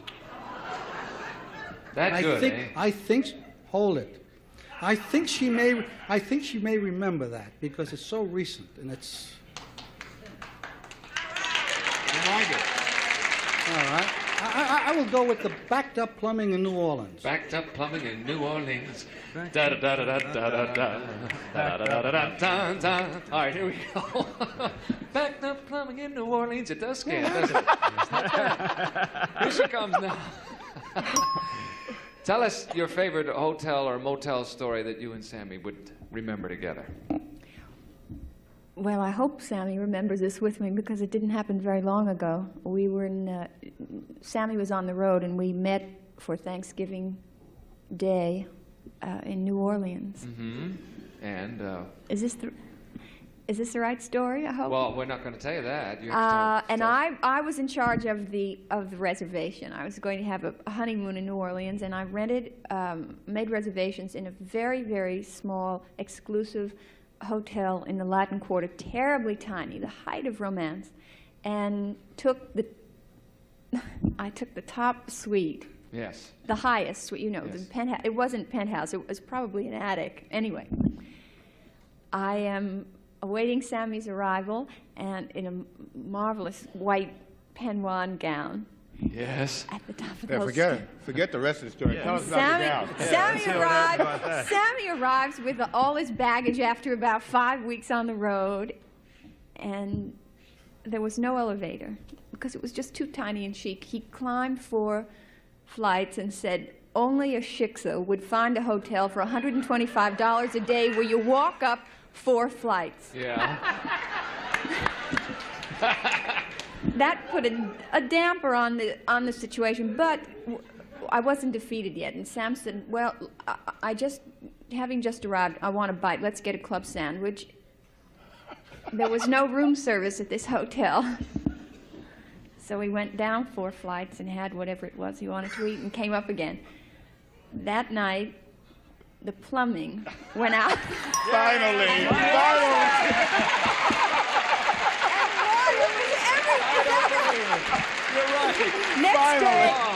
Next day we moved.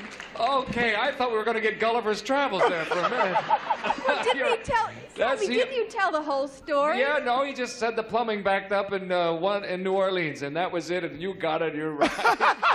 Scoy, have you got one to compare with that one? Well, you know what, our favorite, the first time we did Tattletales, and my wife told that 8-minute story about Oh, yeah, that's right. coming to the hotel when we were in New York shooting, and they thought she was a hooker. That's right. I remember the story. You want to go with that one again? Hooker? We're a little short on time, Scoy. He did say hooker? Yeah, hooker, yeah. I thought he said hooker. Yeah, nobody said hooker. That's what they thought my wife was, and I imagine that would be the story. That's she the would story. do. Okay. If they ever rerun our first show on Tattletales, you'll know what we're talking about. Oh, it was wonderful, and Claire really did. She did War and Peace, is what she did that time. All right, here she comes now. Claire, every couple does seem to have a favorite story about staying in a hotel or motel. What's yours? Well, the first one that comes to mind is the time we were staying in New York. We were living in New York, and the night manager wouldn't let me up into Scoey's hotel room. Yeah, why was that? Gee, I should remember the story quite well. Oh, I didn't have identification. It was after 1, and they didn't ring the rooms after 1. That's something right. like that. That's the story said, and they suspected you of something rather unfair. Claire and Scoy, Tina and Sammy are right. They split it in half, and we'll change places at halftime. Fellas, step to the rear. We'll bring the ladies to the front, and we shall return with more fun and games on Tattletales. Don't go away. Hello there. We have changed places after halftime. I have the ladies with me. Gentlemen, we have a pretty close game. Sammy, you're tied with Scoy at 125 apiece, and Hal, you have $50, but you're not out of it by a long shot. Men, do you ever think your wife brags too much about you? Yes or no? Think it over. Off you go. Goodbye. They're gone. And we'll start with you, Tita. That's easy for me. I'm sure Sammy doesn't think I brag enough. Really? Ever. He probably takes care of all of it anyway for you. You'll say, then he will say, no, he does not ever think that you brag too much about him. I could never brag enough about Sammy. Okay, here he comes. Sammy, do you think Tita ever brags too much about you, yes or no? Well, not quite as much as I brag about me, but she does brag about me. And so you think she brags too much about you then? Nobody can brag too much about me. Well, what's the answer then? Does she brag too much about you? She brags too much about me. No, that's not what she said. Sammy, you know you can't possibly think that. I do. He does. I do. Thank you, Sam. Wrong, but thank you. Claire, what will Scoey say? He'd say I don't brag too much about him. He'd say, no, you don't. No, I don't brag too Do you ever think your wife brags too much about you? He will say no. The answer is no. Right. Here he comes now. That's what I thought you meant. Hey, Scoey, do you think that Claire brags too much about you? Yes or no? I think my wife is very proud of me, but I don't think she verbalizes it that much. That's right. That's what she said.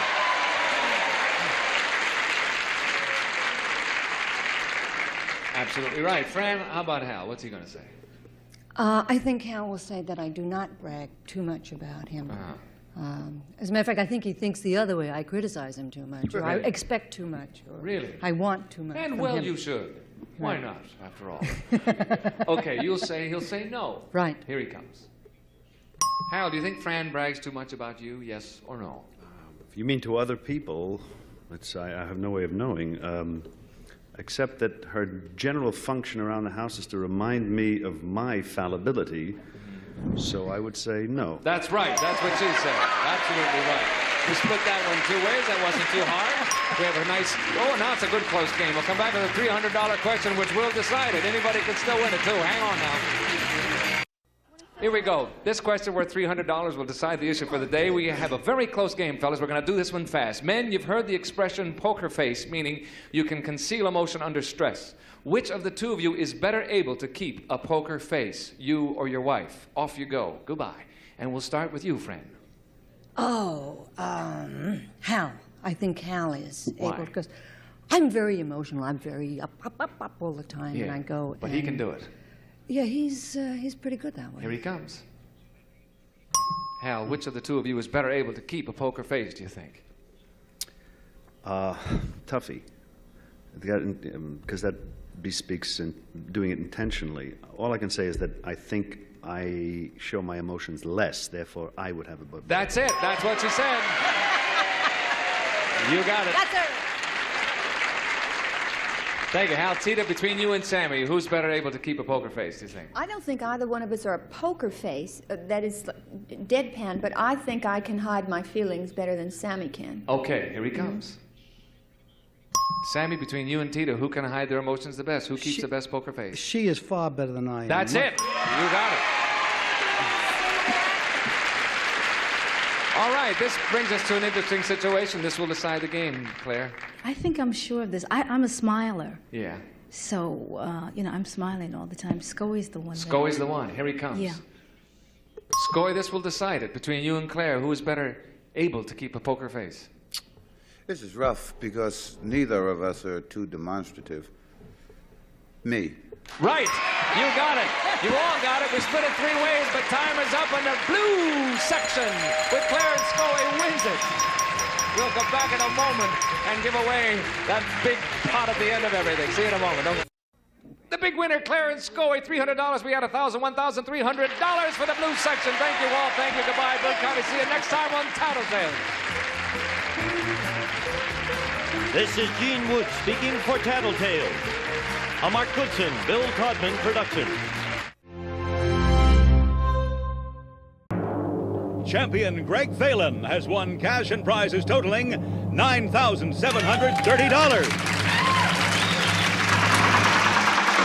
This week, players will win a large screen TV, a baby grand piano, a diamond watch, and a trip to the Caribbean, and continue a journey towards a fortune in cash and prizes, including a Thunderbird and $50,000 in cash.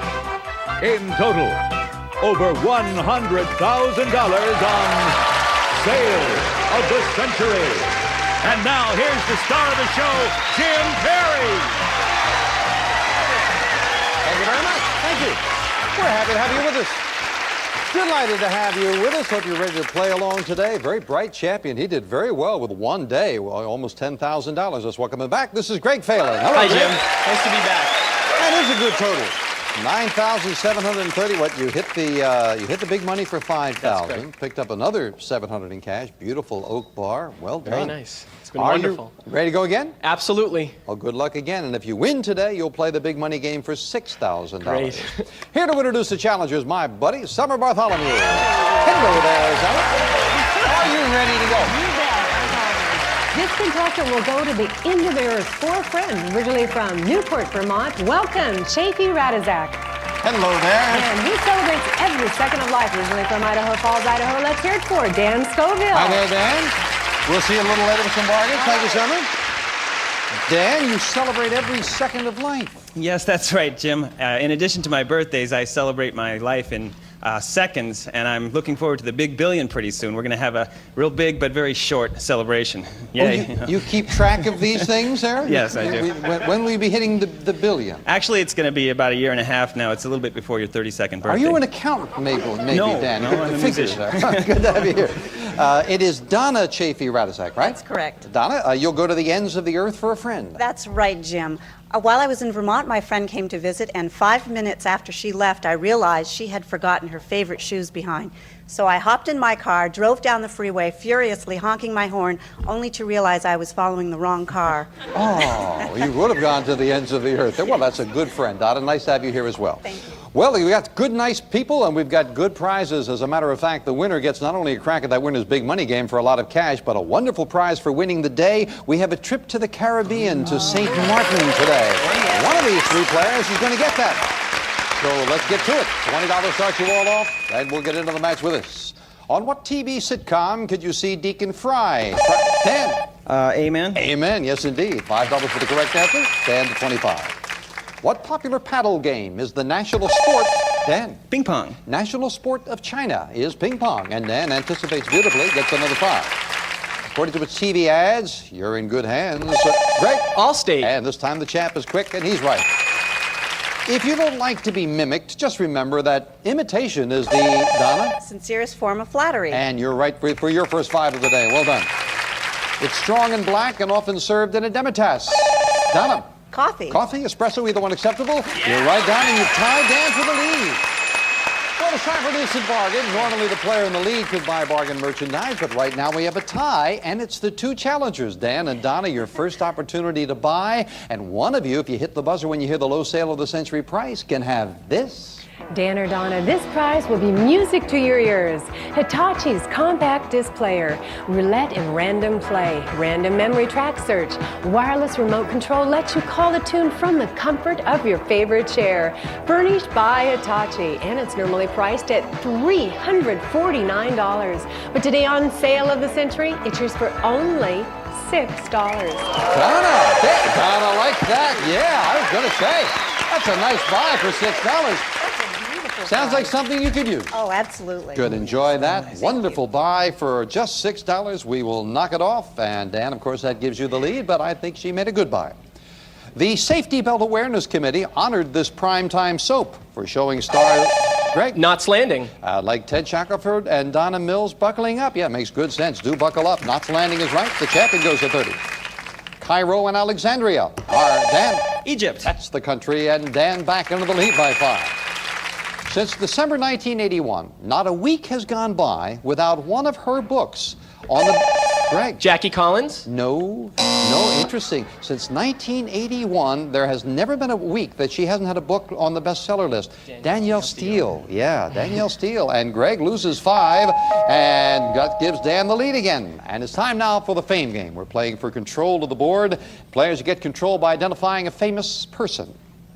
I am an actor. Born in New York State in 1962. I bust tables in Manhattan until I landed a role in Endless Love. Greg? Brooke Shields? Incorrect. Out of the rest of the question, we will clear it. Continue for Dan and Donna. But that led to Taps. But I made myself a star dancing in my underwear to that old-time Donna. Tom Cruise. That old-time rock and roll and Risky Business. Yes, Tom Cruise it is. Donna, you've got control of the board. And a $10 money card where? Number 4. Well, the lights are flashing. We lock into your buzzer now. That $10 could help. Good luck. Thank you. Come on, $10 money card now. No, lands on number 2, and she gets... It's a stained glass overlay. Stained glass overlay's dramatically beautiful designer glass transforms any window or glass surface into a work of art with choices of design and color. Furnished by Stained Glass Overlay. Very nice. That's $600, Donna. That's beautiful. Thank you. You could put that right on top of your VCR. They'll go together, and we'll make it work somehow. We'll be right back. Thank you, Don. We would love to have you down here. I'd like to mention from time to time, people sometimes think, oh, you got to know somebody to get on a television show. It is quite the opposite. If you knew any of us, you couldn't get on. We're looking for you to come down here. And if you were here right now, you'd be involved in a good match. Dan at 35, Greg the chap at 25, and Donna at 24. Very close. This smooth-skinned fruit, which contains a single flat stone, can be eaten fresh, stewed, or dried to make prunes. Dan? Plums. Plums is right. Dan hits the $40 mark. The band Cheap Trick is a big hit on their hands with a remake, Greg. Don't Be Cruel. Of the great Elvis song, Don't Be Cruel It Is. Champ to 30, yes. He answers to the Secret Service code name Rawhide when he rides the range on his Santa Barbara ranch. Greg? Reagan. That's where they call him Rawhide after he's been riding for a long time. And Greg is right, goes to 35. What large breed of draft horse that originated in Scotland? Donna. Clydesdale. That's right. They pull that beer wagon, and Donna keeps it close at 29. But with an instant bargain, Dan, this time you've got the lead all by yourself. Donna was quick and got a nice buy. Let's see what you might like. Maybe this. Dan, float into fun on this sturdy floating lounger. Used at European resorts, it's designed to provide buoyant support for up to 1,300 pounds. Features umbrella and aluminum oars. Yours with a gift certificate from Hammacher Schlemmer & Company. It's normally priced at $950. But today on Sale of the Century, it's yours for only $11. Well, that's unusual. That's kind of fun. But now, this would be terrific, but remember, Dan, this is a gift certificate at Hammacher Schlemmer of $950. And I don't know about you, but $950 could be spent with a lot of fun there. $950 gift certificate for not $11. You got a $5 lead over Greg. I'll give it to you for $5, Dan. Going once, going twice. No sale. Oh, Dan. Not only $950 to spend at Hammacher Schlemmer, but an additional $600 to spend any place you want. I'm sorry about that. Boy. But you've got the lead. Look at the bright spot. Let's get back. Multimedia tycoon Rupert Murdoch recently struck a $3 billion deal. Greg? TV Guide. That's what he bought. Well done. You've tied Dan for the lead. Although it was once a part of Massachusetts, Downeasters later, Greg? Maine. And they established it with a separate state and Augusta as a capital. Yes, Maine was once a part of Massachusetts. Well sound, Greg, and you go into the lead. What do we call the seasonal move that sends a bird south for the winter? Donna? Migration. Migration is right. Donna over the $30 mark. What important job do George Duke Majan and Mario Cuomo have in common? Dan? Governors. That's right. They're both governors, and you've tied Greg for the lead. Yes. Well, talking about governors, Arkansas Governor Bill Clinton, you remember that he spoke for more than twice the allotted time at the National Democratic Convention. He was given this advice after that. Someone said, next time you give a speech, make sure it begins, in conclusion. We'll be right back.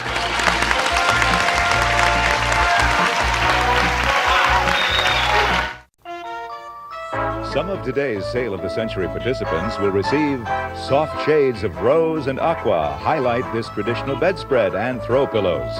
Brought to you by Waverly Home Fashions from the Roses Collection. And now, back to Sale of the Century. And back to a good match. The gentlemen in the tie now. Dan and Greg both at 45, Donna at 34. And before we get back to the fame game, a reminder now, it's getting up to the end of this segment. The instant cash is up to $7,000. Someone gets a crack at that. Let's see how we do now with a $15 money card added to the board and a famous place. I am an American city that ranks 5th in population. Despite the fact that I lie inland, I am one of the world's major seaports.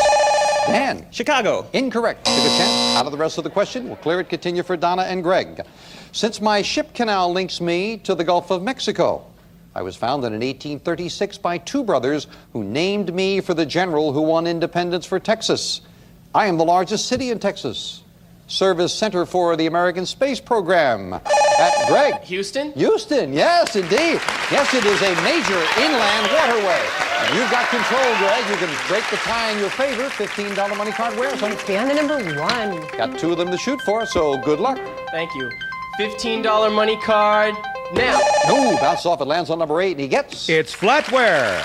Oneida Silversmith's heirloom stainless of the new classic shell pattern. A 40-piece service for 8, plus an 8-piece serving set in the Royal Treasure Chest. Furnished by Oneida Silversmith. That's very nice. I seem to recall you're setting up a new place, right, Greg? Yes, that's right. Well, that'll be pretty fancy. That's $542 worth of flatware. Now let's get back with the three of you on this. In 1941, the people of New Jersey chose as their governor the son of this Menlo Park wizard. Name this great inventor. Donna. Franklin. No, the Wizard of Menlo Park. That is Edison, and his son Charles was the governor of New Jersey at one time. I didn't know that. Donna didn't either. She loses 5. This actress had a lot to celebrate in 1988, the birth of her first child and her Oscar nomination for Fatal Attraction. Greg? Glenn Close. Glenn Close is right, and Greg goes into the lead by 5. King Edward VIII's touching abdication speech was written by this British Prime Minister and Nobel Prize-winning author. Name him. Dan? Churchill. Churchill wrote that speech. Well done, Dan. And you've tied Greg with the instant cash. Now, gentlemen, we have a tie. 2 boxes have $100 bills for our new viewers, and one, as promised, is worth $7,000. It will cost you if you want to crack at it. Dan and Greg, I will give you a crack at it for $20. And for $20, Greg will go for it. We'll knock off a big $20. Now, Greg, you've invested heavily. Which box are you buying? Box number 1. Number 1. Well, it sounds like he has an idea. Let's see if his instincts are correct for $7,000. Good luck. Good luck, Greg. Thanks, Summer. $100. Oh. That's $100. It almost cost you that much, Greg. Number two goes to $8,000 on the next show. Let's hear it for the contestants waiting to get on. Yeah, we'll be right back.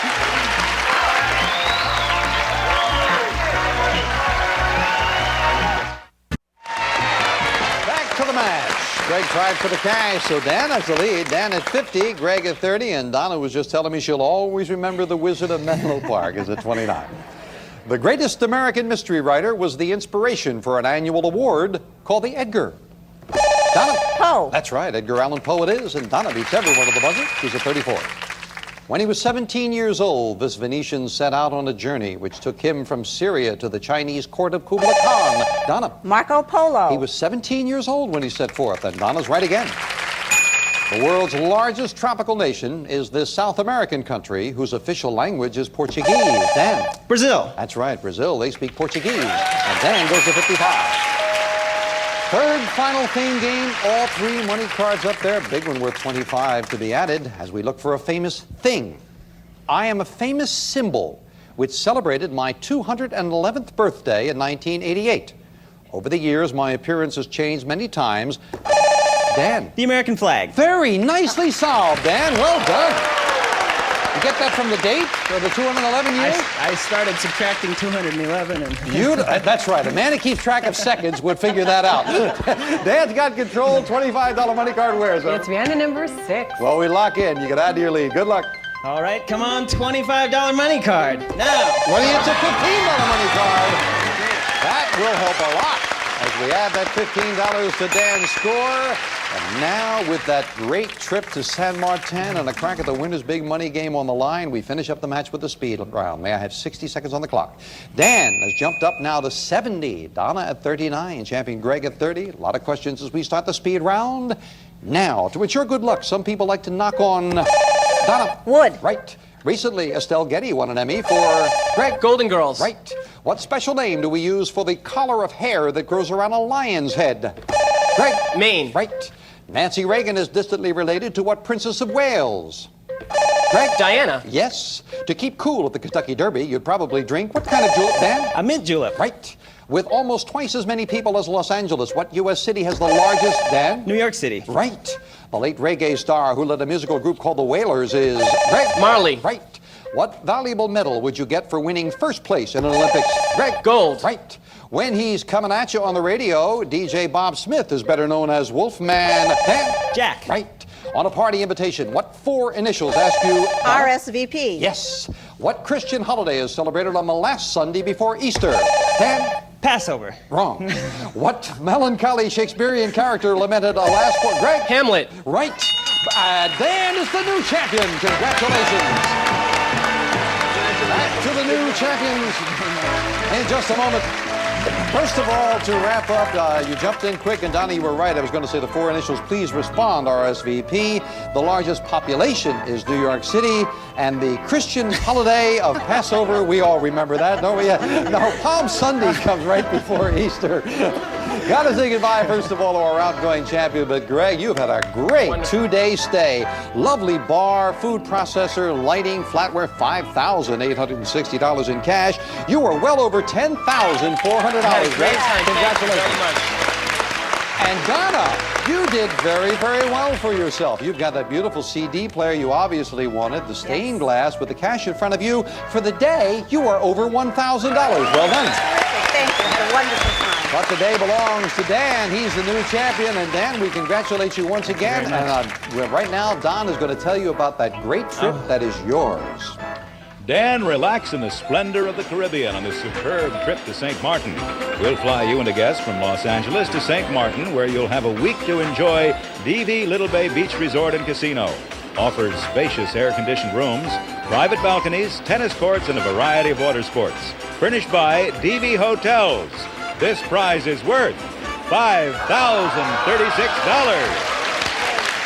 Well done, Dan. I think you'll enjoy that. And he might enjoy some cash as he joins me for the first time to play the Winner's Big Money Game. Come on, Dan. Good job on that. Matter of fact, you hit the 15, but you won by 20, so you would have hit it by 5 anyway. Well done. No, I think you're a very bright gentleman. And now we wish you a lot of luck now with this Winner's Big Money Game. You're playing for $5,000. I'm very ready. Then let's get right to it. Red, yellow, or blue? Which envelope looks good? My daughter says blue looks good. All right, I've got to stick with you. How old's your daughter? 3.5. All right, well, she knows those things. So. Solve 4 puzzles in 20 seconds, and the $5,000 is yours. Now, remember, the clock starts when the first word of each puzzle is revealed. It stops when you hit that plunger to give me an answer. Got to stop the clock. Got to give me an answer right away. All set? I'm ready. Good luck. 20 seconds on the clock, please. And the first puzzle starts now. Comic. Character. Married. Blondie. Yes? Dagwood. Dagwood is right, yes. 1933, as a matter of fact, goes back that far. You're a little bit ahead with your first correct answer. Well done. Stay on that pace, and you've got it. Let's take a look at the next puzzle. Now, bearded doctor, defined id. Sigmund Freud. Yes. Oh, I think you just beat the judge on that one. Id, ego, superego, Freud is what I wanted to hear, and that puts you at 10 seconds at the halfway mark. Got to stop that clock before the 00 and give me 4 correct answers. You need 2 more. Let's take a look at the next puzzle now. Southern city where Marty, yes? New Orleans. No, Mardi Gras celebrated New Orleans is right. 5 seconds left on the clock. 1 more correct answer. We're all with you now, Dan. Good luck for $5,000. The next puzzle starts now. Nighttime soap features Alexa. Oh, no. That one that got you behind. What's the second one? What was that? The one that crossed you. You got. Oh, Freud. Yeah, you waited just a little long. I thought you'd jump in on id. You waited for ego. Right. Made it a little close. Well, let's not talk about ego now. Well, if you win the next trip so far. That's true. You've got a great trip and a wonderful one-day total. You'll win next time. You'll play for $6,000. We will be right back right after this commercial timeout. So close. You know it too, right? Yes. No, as a matter of fact. Well, you didn't know the last one. No. Dynasty. Well, I don't know if you heard as we were going into the commercial, I feel a little better. I thought time ran out on you, but that nighttime soap features Alexis, Crystal, and Blake. You didn't know Dynasty. I would have probably said one of the others. Well, and it makes me feel a little better because I thought maybe the clock ran out on you. But as you say, your wife would have known. Well, you and your wife will certainly enjoy a great trip to the Caribbean. You've got some tickets. We congratulate you. And for the day, he's got $5,036. We'll see you next time on Sale of the Century. Bye for now.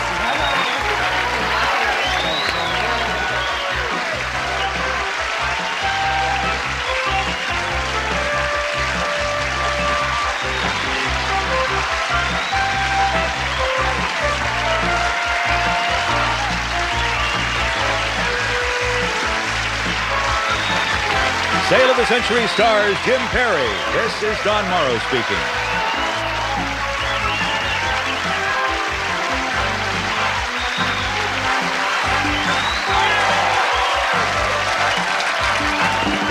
Sale of the Century is a Reg Grundy production.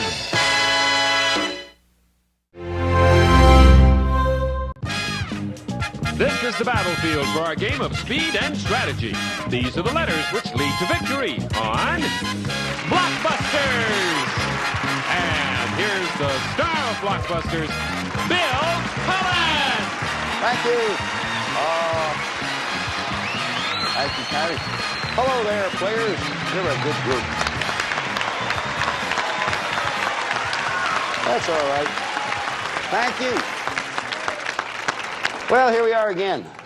Here we are again. Seems like only a few minutes since yesterday. We had a game going that was actually down to the final moments, or so it seems, unless Ron and his, your sister, brother and sister, right? Yes. Ron and his sister Robin pick it up here. It's going to get, you have to really go to work. This is Blockbusters, as you know. I'll talk to the folks in a little while. And on Blockbusters, we try to determine whether two heads are better than one, so we have a family pair and a solo player. Thus far, we haven't proved much, but we do have a solo player who has been wreaking havoc with various family pairs as time went on. He is Harry McLean, and so far Harry has won $13,900. Not bad at all, Harry.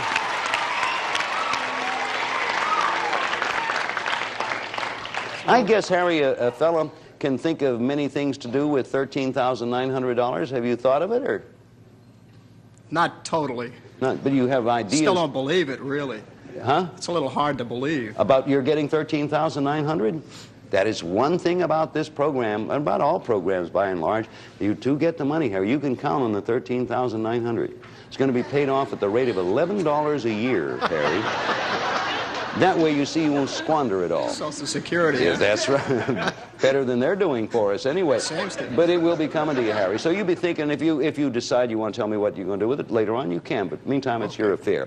We have a sister and brother team here. They are Robin Jutzy and her brother, Ron Garrett. Welcome, Ron. Robin. Thank you.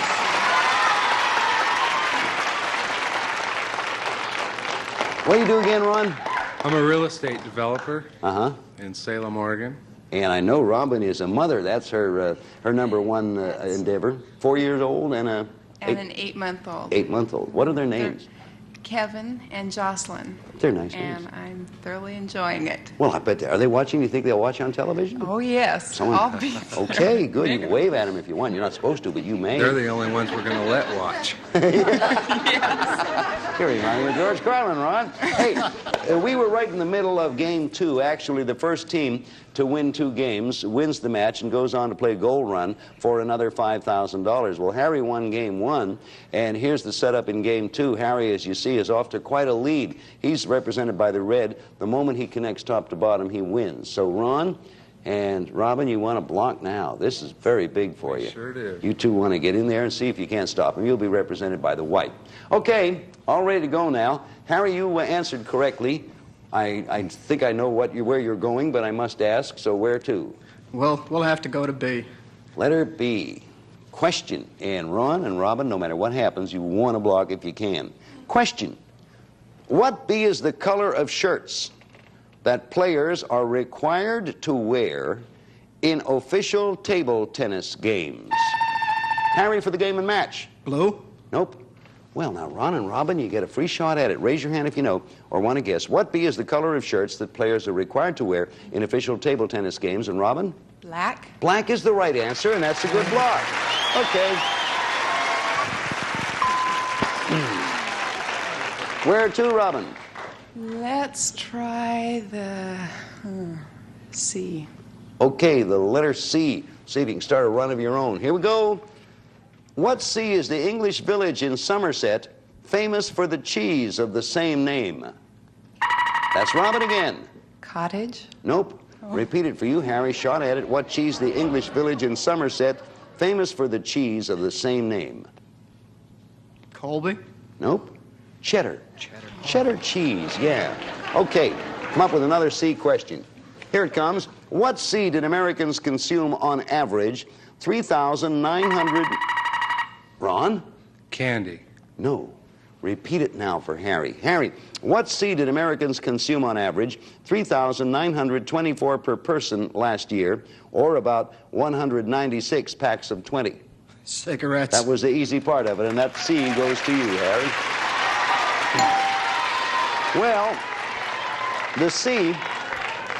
The C itself didn't do much for you, but it got you the chance to pick. So now let's see.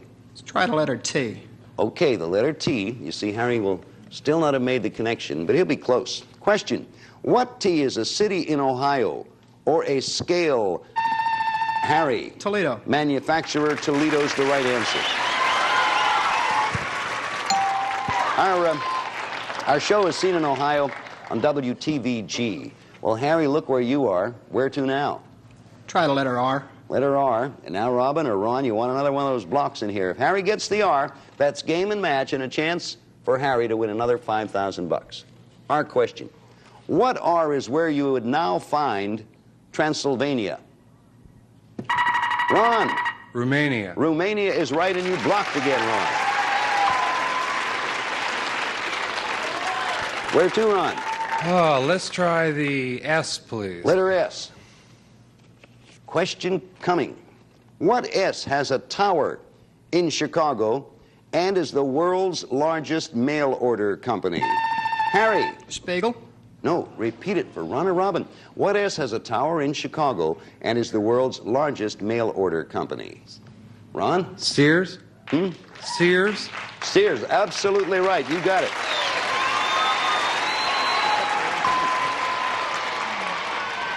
Okay, now where? P.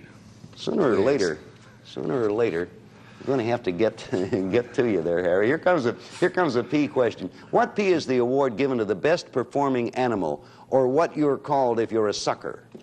Ron again. Please don't help. Repeat it for you, Harry. What P is the award given to the best performing animal, or is what you're called if you're a sucker? All I can think is Piggy. No, Patsy. Patsy. And if it's a girl, she's called Miss Patsy instead of Miss Pig. Never mind. We come up now with another P question. Everybody can get it. What P did Richelieu say was mightier than Harry? The pen. The sword. Pen is the right answer, Harry, and you got it. Well, now where, Harry? Let's try the letter I. Okay, the letter I will do it for him. That will be a top-to-bottom connection, game and match. Here comes the question, everybody ready? What I was once ruled by Ronald Reagan's ancestor, King Harry... Ireland? King Brian Boru, Ireland, and that's game and match for you, Harry.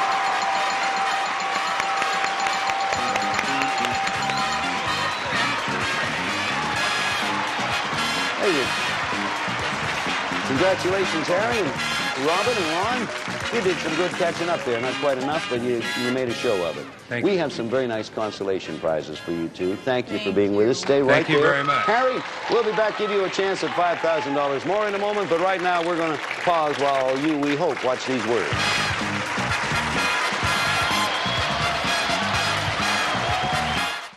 Well, Harry, let's say this is your fourth time?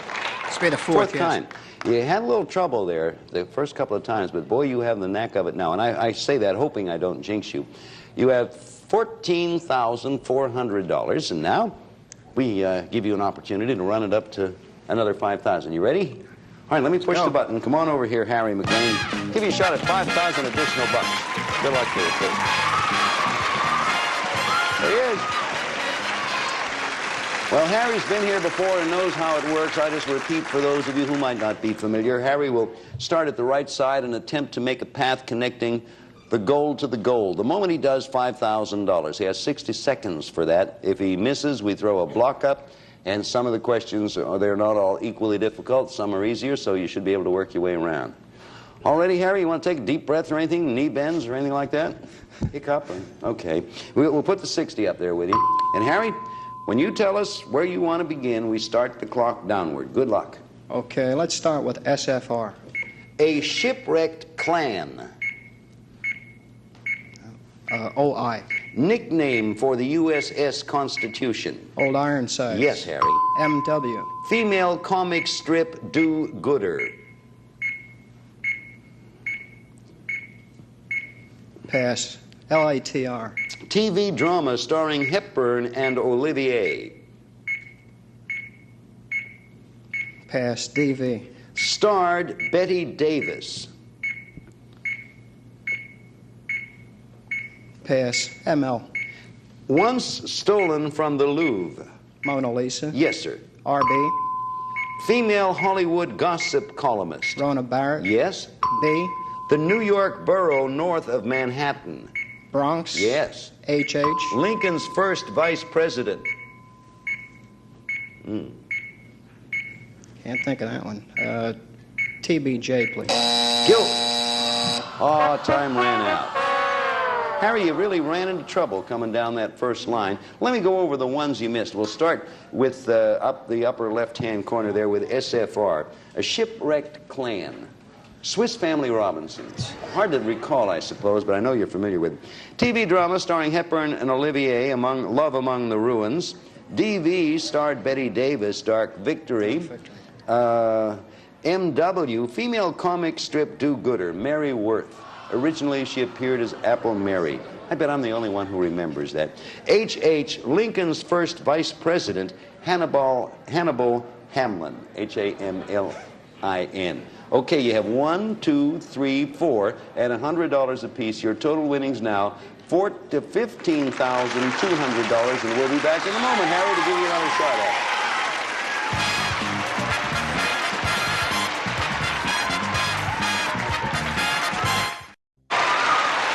Well, Harry, the board gave you trouble that time.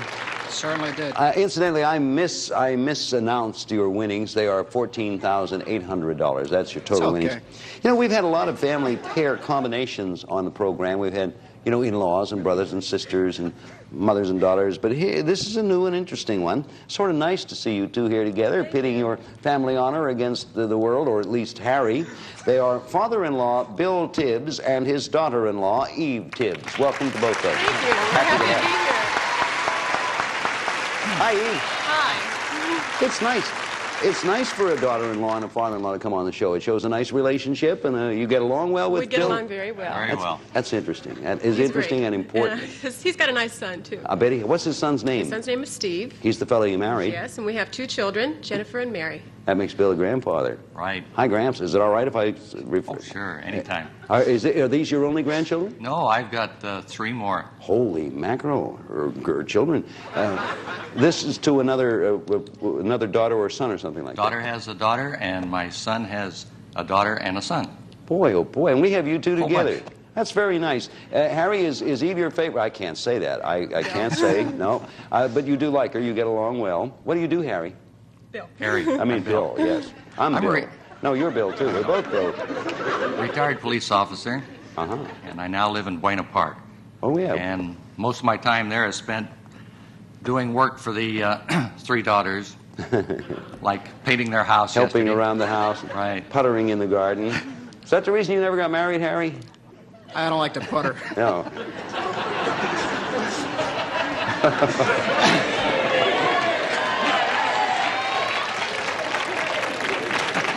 Harry, there is more to married life than puttering. I got to take that remark home to Ann. Okay, Eve and Bill, you know how this game works, do you not? We wish you well against a pretty good opponent, but Harry, you ready to go? All right, we're going to begin this game with the letter Z. That's always a good letter. So as soon as you think of an answer beginning with Z, hit the button. Here comes the first question. What Z was the father of the god Harry? Zeus? Apollo. Zeus is the answer, and Harry, you're up there first. See, even Bill, you got to be quick with Harry, because he's a fast one. Where to, Harry?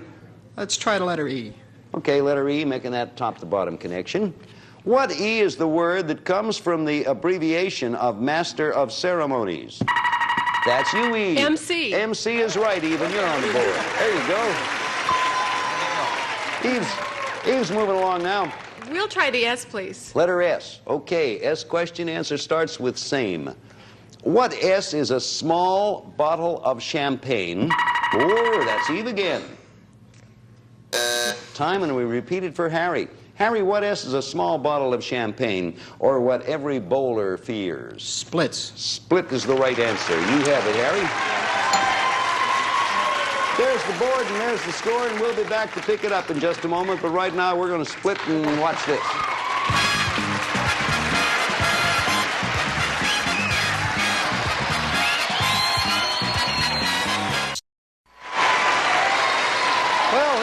Bill, you got the hang of the thing now here. Harry, our solo player, and Bill and Eve Tibbs, a father-in-law, daughter-in-law combination. Okay, who answered? You answered correctly last time, Harry, so you choose. Let's try the letter B. Okay, and of course, while Harry's trying to get B, Eve and Bill will be trying to get a 2, because if they block, it becomes theirs. Here comes the B question. What bee is a tough little mammal, or what you do if you constantly pester someone? Eve. Bug? No, but a pretty good answer. Harry, you get a free shot. What bee's a tough little mammal, or what you do if you constantly pester someone? Please do not help. Badger. Badger. Badger. You say they badger people, and badgers are tough. Oh, boy, we had a badger in our neighborhood. Come up with another bee question here. Everybody eligible for this. What bee is called a jester in France, a messenger in Poland, an elephant in Russia, and moves only diagonally on a chessboard? Well, that's a hard question. I don't play chess. Yeah, well, it's called a jester in France, a messenger in Poland, an elephant in Russia, diagonally across on a chessboard, a bishop. Bishop. I didn't know that. You go up to a bishop in call him an elephant. Russia and say, hey, elephant? Oh, you'll never get confirmed that way. We have another bee question, though, moving right along. What bee is the country where the Flemish and the Walloons, Harry, Belgium, live? Belgium is the right answer, Harry. You're on the run there. Where are you going, Harry? Go to the V for Victor.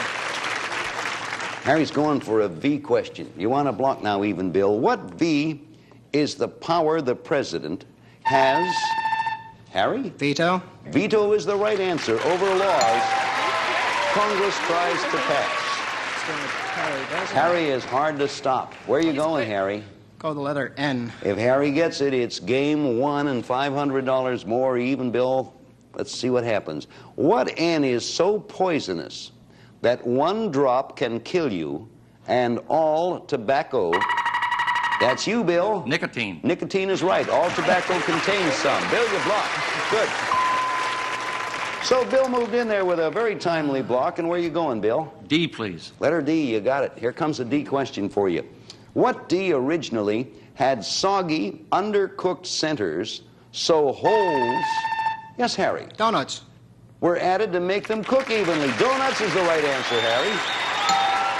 Harry's back in business again. Where to, sir?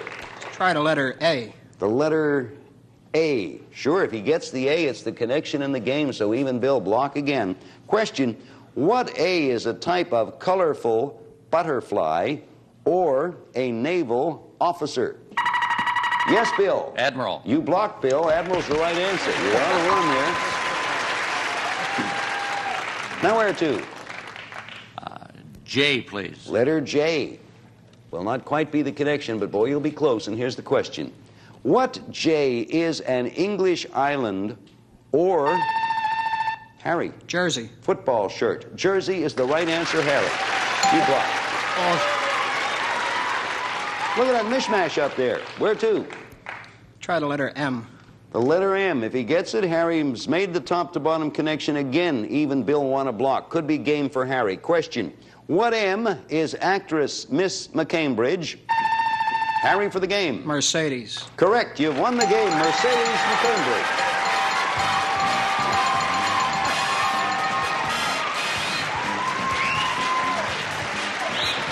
That's it, Harry. What M is actress?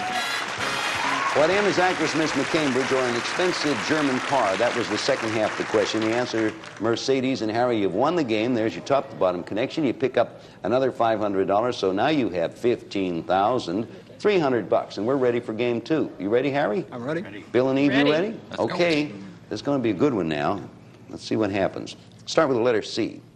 What C is a kind of wood, an island... Yes, Harry? I just think it's cedar.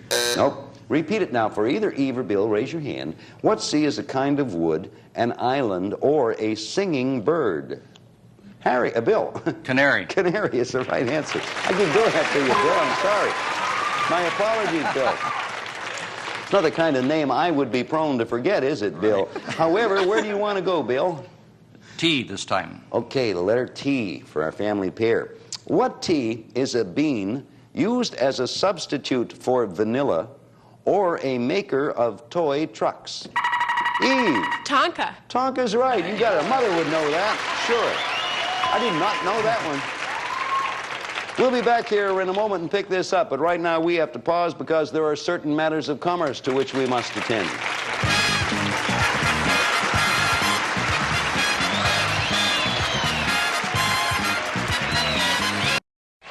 Harry and Bill and Eve will pick this up again next time when we come back.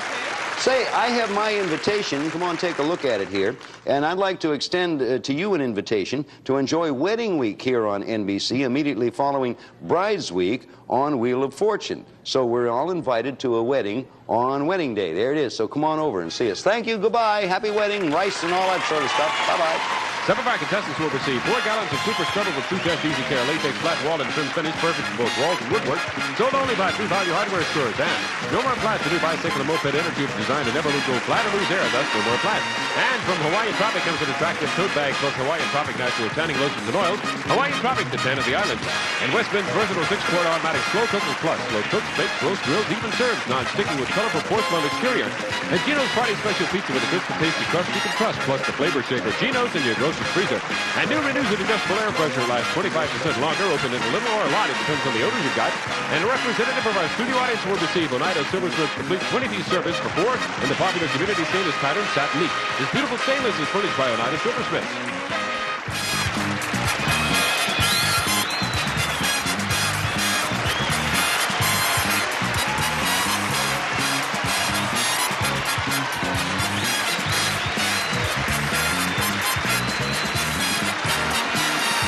This is Bob Hilton speaking for Blockbusters, a Mark Dixon, Bill Todman production.